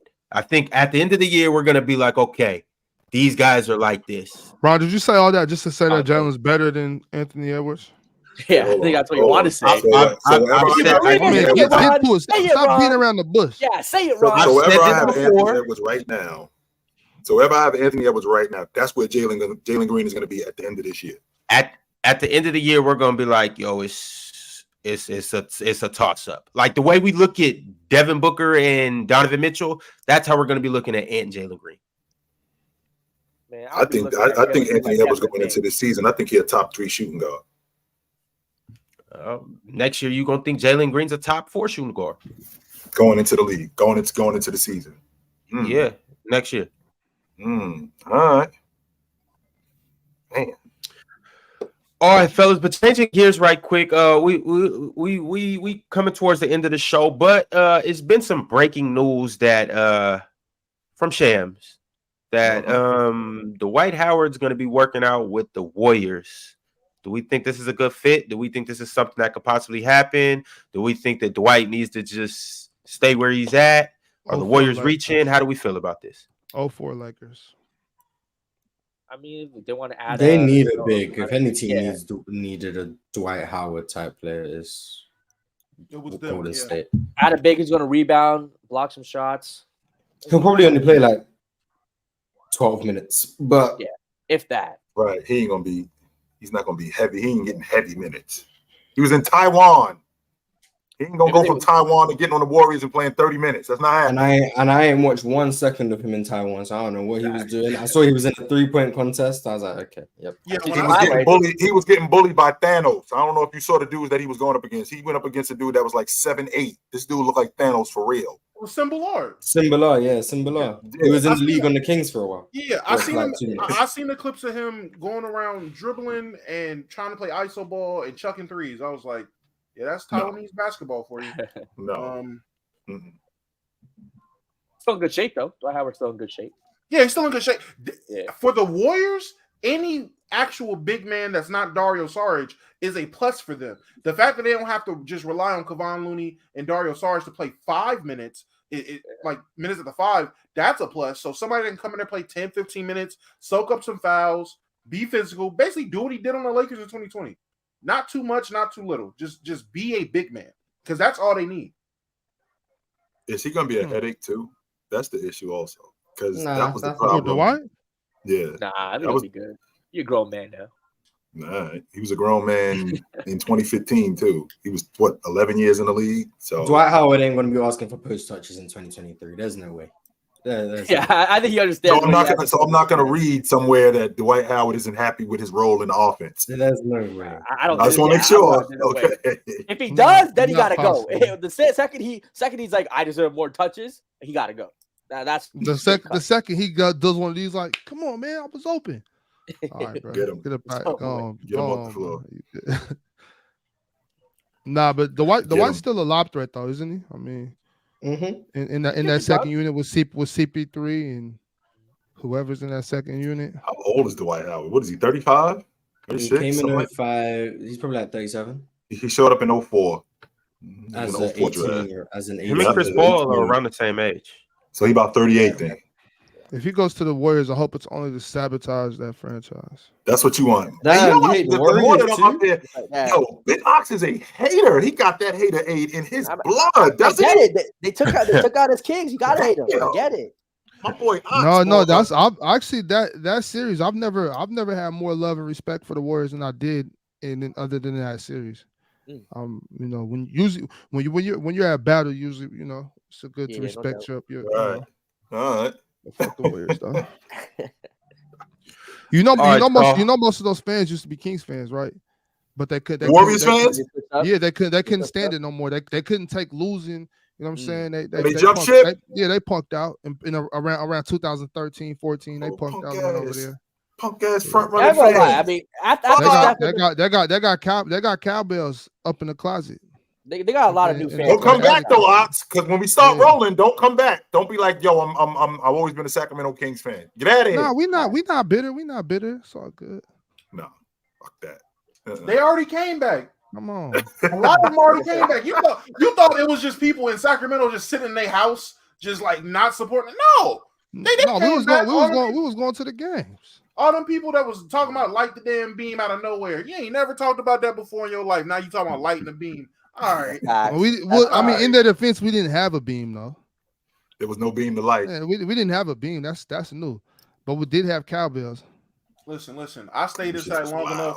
wild. I can see a real Sacramento King fan versus a fake one. I know too many of them, and over the years, all the damn hate that I would get from them if the Lakers drop even a game to the Kings. I know a real Kings fan from a fake one. A lot of fake Kings fans out there, man. Shout out to real Kings fans. Yeah, shout out to y'all. Aramis Jones with the super chat said, "Do y'all think Jalen Green will get to a Paul George level, or higher, or lower? What do y'all think Jalen Green's career will be?" Kate Cunningham as well. Thoughts? Higher than Chime in, Paul George. fellas. I'm about to say when Paul George is the bar. That's the level. Higher than Paul George. I mean, Paul George peak was still what, 27, 28, great defender. I don't think Jalen Green will ever be as good defender as Paul George. But offensively, Yes, he will. Mars think he Jordan. He think he better than Jordan, which means that he gonna have to be on that level. Yes, Mars he will. watches more Jalen Green than everyone up here, so I'll give him that. So if he really thinks that, that's fine. I just haven't seen it. Paul George is a better defender than Michael Jordan too. I mean, who Jordan have to defend? I like it. Jalen, don't you know Mars is doing an experiment right now? Mars don't He's be, doing Mars don't be watching Houston. He's trying to see if he can convince y'all to believe he's a Houston Rockets fan without watching any games. Just coming up here talking about Jalen. I'm not Green. Ox revealing my secret is I crazy. was just about to say, Ox is Hey, Mars is no on to one you. forced That's what it. it sound like. Hey, It no sound like one he pulling up forced the him to curtains. reveal my secret like that. I was Sound like he wow. on to you. Sound like he on to you, Mars. You That's tricked us. crazy. Like no one made him do that. I don't know why he just did that. I think That's what it sound like. Jalen Green's ceiling is Klay Thompson. Say that. That's Klay Thompson. Hey, it don't take long, Mars, before Jalen to say something wild. I'm saying you have to let Klay Thompson say that dude. For him to Klay say Thompson something is that super dude. wild. I mean, Klay Thompson is Klay an all-time Thompson. great first ballot Yeah, Hall of that's- Famer. That's who he is. His ceiling is Klay Hall of Thompson. Famer. Klay Thompson is Hey, I'm a with first it. ballot Hall of Paul Famer. George. Told you, Mars. What did I tell you? It don't take long for Jalen to go there. They're just completely different players. So- I think so- that must so- be what Mars is tripping So, about. so basically, Jalen Green is Klay Thompson, except a better athlete. That's who he is. Bro, if he ends up being as good as Klay Thompson at his peak, that'd be great. I want to see it. Jalen Green is Klay Thompson with a handle, who's an athlete. Wait, the worst shooter. Better shooter. That's crazy. Now I know he's trolling. better shot creator, better passer, better playmaker. But yeah, I guess it's Klay Thompson. I guess. All right, y'all. Moving along. Jay Renrick said, "Salute, guys. LBJ submitted blood and cellular tests according to the report. L haters. LBJ narrative in full effect. Cue the cyborg/alien narrative. LOL. He just used someone else's blood. Fraud. I mean, we know he innocent. We know he innocent. Oh damn. We know he's just a goat. Yo, Jalen. Hell no. John And I love got how- you know some John- interesting too, Jalen. And again, I don't go as far as Jalen goes, but I think it's interesting how this just like went away, didn't it? Like, imagine if the DEA would have got him, like this would be headline news. But the fact that they found none, it was like, all right, we done talking about this. I mean, Jalen, John Gotti used to beat cases too, bro. So I'm just talking about to discredit a man without no proof. come on. The sacrifice that he made to be as good What as do he you is mean this no time. proof? We've Forget about seen that. proof. Look at Zero him, proof. Jalen. Zero Look, proof. Jalen, look at him. Yeah, a specimen from God. It happens. Sometimes you be working in the That gym to glaze take is care of your body. crazy. Oh I'm my just God. saying. Just look at him. People Jalen. love to discredit people's hard work. Even when you at the gym, you putting in work, chest, shoulders looking good. They're like, oh, you on roids. No, it's called a decade of hard work, putting the right foods in your body. I ain't about to discredit a man who's played in the league for 20 years, who's ever since high school has not cheated in the game, worked hard, That took nigga care of be his eating body. McDonald's You're and about to burgers. do that. Memorize Yeah, LeBron Tristan James. Thompson said he got a bad diet. He be eating He he be McDonald's eating- before the That's game. it. I eat McDonald's Jalen, too he after be the eating gym. that McDonald's. That's fine. Count your protein, fat, and carbs. You can go eat 3 McDoubles after a workout and still fit it in your macros, man. I'm telling you, you can do it. You can do it. Still look good. Okay. See, I'm not This kind of training and diet logic, you will not live to be 50. I promise you that. Okay, Do yeah. not I mean, listen for to that health right there. reasons, Do you know, not. you can make it. Yeah, eat your veggies, guys. Eat your veggies. Do not. I'm not drinking All right, soda and y'all. going to the gym and burning it off. Hey, No, Diet Coke got 0 calories. Still, not Taylor. good, Got yo. 0 calories. No. Huncho sent through a super chat. He said, "Clutch City over Dallas. Big Ox valid over not Chilltown because Kobe at 11." LOL. Also, Chill, can you describe the series talk before and after the 95 Western Conference Finals? Before the Western Conference Finals, this was the battle of the big men. This team was going to win the NBA championship. That was the idea, because the other teams in the East, like Jordan was gone, and they felt like nobody in the East could really see these two teams. And David Robinson had just won the league MVP. He was considered, if not, he was in the conversation, if not the best player in the league. Olajuwon had won it the year before that. He was the defensive player of the year. So this was the battle of the ages. The San Antonio Spurs, I think they won almost 60 games that year. So that logic, they were looking at these two teams as this is the NBA championship. And after the series was over, it was undisputed that Hakeem Olajuwon was the best player. And it wasn't even a question how he dominated David Robinson in that series. From start to finish, it was undisputed that he was the best player. Yo, Savannah Carter is crazy. Yeah, I ain't gonna lie. Chat going in. Jalen, I'm trying not to laugh, bro. Shout out Savannah though. That's a beautiful. Shout name. out Savannah. For sure. Keeping it pushing. Winner said, "I'd rather Miami get Embiid than Dame." D9 said, "Happy Friday, panel. Salute and have a good weekend." Yes, sir. Y'all Nah. stay safe. I don't want to have a good weekend. Why not? Alan R said, "I'm a Boston fan. I just want an easy finals win." You're never gonna get an easy finals win. Never. That's never gonna happen. Y'all be losing a lot in the finals lately, but Lately, they've okay. They've been to the finals. Including the Baby. Eastern Conference Finals, Mars. Including the Eastern Conference Finals. Oh yeah. Oh, Boston, man. Cool. Yo, Mars, like, I was just watching trolls with my daughter yesterday. Mars like that troll that doesn't want to hug when it's hug time. When the thing goes on his jeans, they're like, "It's hug time," and they'd be like, "No." I'm just different, man. 100%. Maybe I guess I bro, watch the movie. the next Trolls movie, Ed Sick made a reunion. They got a song coming out. Shout out Ed Sick coming back together. That's gonna be fire. I'll come back. Shout out That's a JT. comeback. Yeah, that's a W. See what I'm comeback. talking about? Who doesn't want to hug about NSYNC reuniting? It's crazy. Baby Breezo said, "I want to hear y'all thoughts. And Jalen, please keep LBJ balls out your mouth. Tim Duncan's finals trips are way more impressive than LBJ's." Yeah, tell your girlfriend to keep my dick out of her mouth. Beat it. Let's keep it real. I mean, Tim Duncan's final runs are not more impressive than. I mean, I want to say which finals run did he have the least help? The 90. 03. Yeah, that's when. Yeah, I can say that. 03 one was impressive. Give him that. No one cares about the Spurs championships. Which is crazy. That's Laker media. Because they won it every other year. Like in the 2000s, they won it in 03. They won it in 05. They won it in 07. They was winning it like every other year. That's yeah, crazy. but no one cares. Like 07 is just viewed as well. LeBron James made the finals with that trash team. No one cares that they actually lost to the Spurs. 05 is just seen as that's just between Dwayne Wade going crazy and the Pistons beating the Lakers. No one cares that the Spurs really beat the Pistons. No one cares.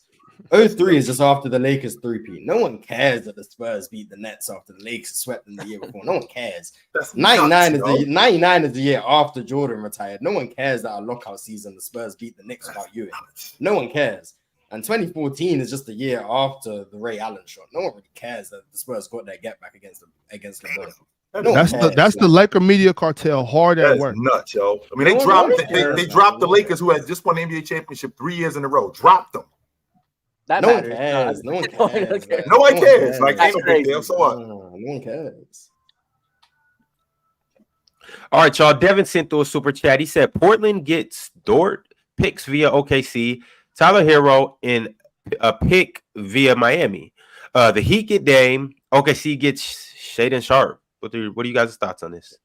Portland's going to want Portland's giving up Dame and Shaedon Sharp, and they're getting back Lou Dort and Picks and Hero and Tyler Hero. They are not doing that. Yeah, that's crazy. Portland's a cook. Hell no, they ain't doing that. You crazy? Portland GM getting fired. Portland GM getting fired. Giving up your best player and one of your best young players. No, Tyler Hero. They're not doing that. Hell no.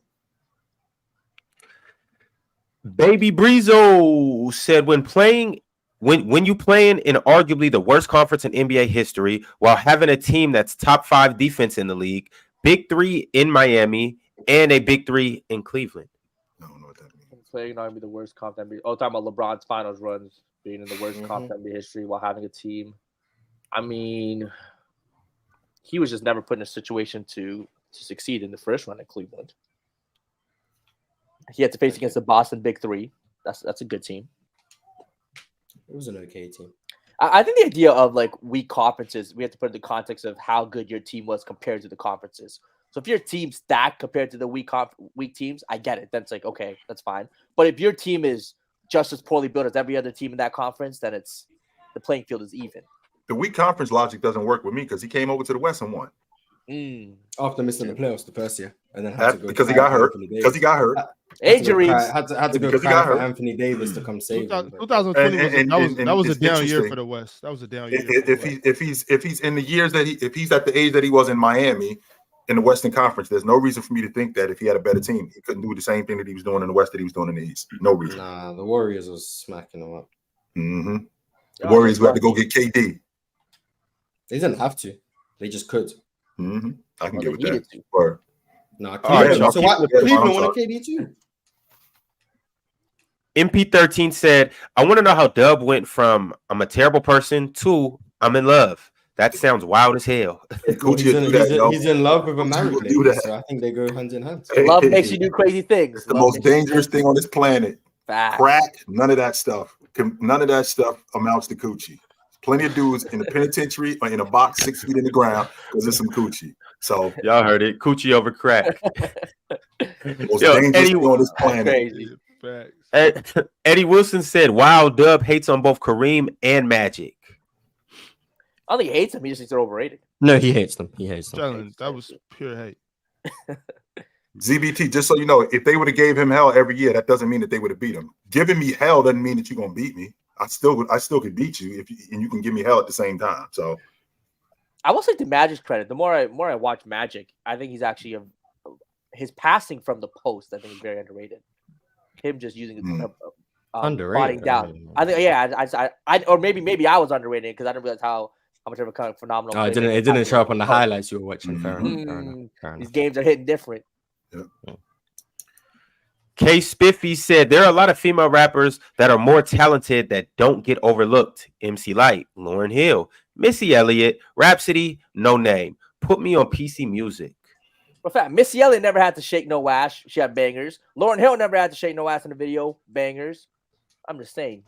Now, Jalen, do you think that's different style of female rap, though? I don't understand. That's cool, but it's just there's people still doing that now. You just don't. I'm gonna say you just don't listen to them. Yeah, I think MC Or Light is the best you just rely on the radio or whatever playlist or playlisting to put you on to new female rap instead of just doing your due diligence. That's fair. That's fair. Jalen, I can assure you, young gay man ain't shaking no ass. I gotta bounce, Ron. Yo, I see you dudes on Monday. Hey, Twill, take this guy with you. Take him over here. This one right here. Right there. Take him with you. Yeah. No, I'm a little confused. I'm a little confused. I'm a little confused. Mamelda Don said Luka dog walks AI any number of dribbles. That nostalgia bias, Ox. That's nostalgia bias, Ox. It's not nostalgia bias. Look at the matchup. Shit, motherfuckers. Oh, he's little. He's never gonna be able to stop him. Like that. That's crazy. It's just crazy. Drink more water with another super chat said, which players had the least amount of help winning their first NBA championship, and does that play a factor when discussing who's a better player? Oh, doesn't play a factor to me. Yeah, probably the '94 Rockets. Yeah, I had to be Hakeem, one of the Hakeem teams. Yeah. Well, Hakeem. Right? If it's not first, I think the 03 with Duncan. I mean that could. Hey, they had Steven Jackson. He's better than managing Ginobili, Ray Allen, and Vince Carter. So you best calm down. It's like that. All right, let's see what we've reached. I got a couple more super chats, so we go ahead and wrap this up. Grindo24 said SGA, Booker, D. Mitch, and Jamal Murray, PG, Jaylen Brown, Bill Levine, and Maxey are all better shooting guards than Jalen Green. Top 10? Question mark, LOL. Desmond Bain definitely isn't better. Desmond Bain was on a better team. He definitely wasn't better. Jamal Murray's not even a shooting guard. I'm gonna say, you named you named 2 point guards, so I don't even know what that's about. And again, I think Jalen. Well, he's talking about. I guess he's talking about when I said you can't name 10 better last year, that were better than Jalen Green. So yeah, you named 2 shooting guards, and you named, I would say, 2 players who aren't as good or who aren't better. And it might be a hot take, but I'm taking Jalen Green over Tyrese Maxey, and I think everyone should take him over Desmond Bain. I think Desmond Bain's gonna be a conversation. That list is crazy, first of all, because Jalen Green is definitely a top 10 shooting guard. But what's crazier about that list is how you going to make a top 10 shooting guard list and leave Malik Monk off the list? Stop playing with me. How do you make a top 10 shooting guard list and put him on the list? That's what I said. That's much easier than I'm putting Austin Reeves on the list before. I went. We might have to end the show. That's not crazy though. Austin Reeves. That's not crazy. Yeah, it's not. Last super chat, y'all. The devil is hard at work today. Hey, Open Gym is next. I'm sure a lot of these topics will be regurgitated on Open Gym. You guys, the fans, all have opportunity to come on to Open Gym when Mars and Dub drop the links. Well, Dub won't be there today, but when Mars drops the link in the chat, you guys can come up and debate with other people on what you guys feel about these matters. Well, Open Gym is a platform for everybody to come and get, all of their hot takes off. But I have the final super chat of the show from Winner. He said, "Hey, panel, just heard Dwight is going to work out for the Warriors. I personally want him to go to a different team like the Lakers." Of course, you want him to go to the Lakers. Typical. The Lakers of course. So typical. Haters, man. Y'all, if you haven't got a chance to like the video, which everybody should have a chance to like the video on the way out, subscribe, comment, do all that good stuff. Appreciate you for tapping in. We will catch you at the same time on Monday. Tap into Open Gym next. Y'all be careful dabbling with that coochie. It's addictive.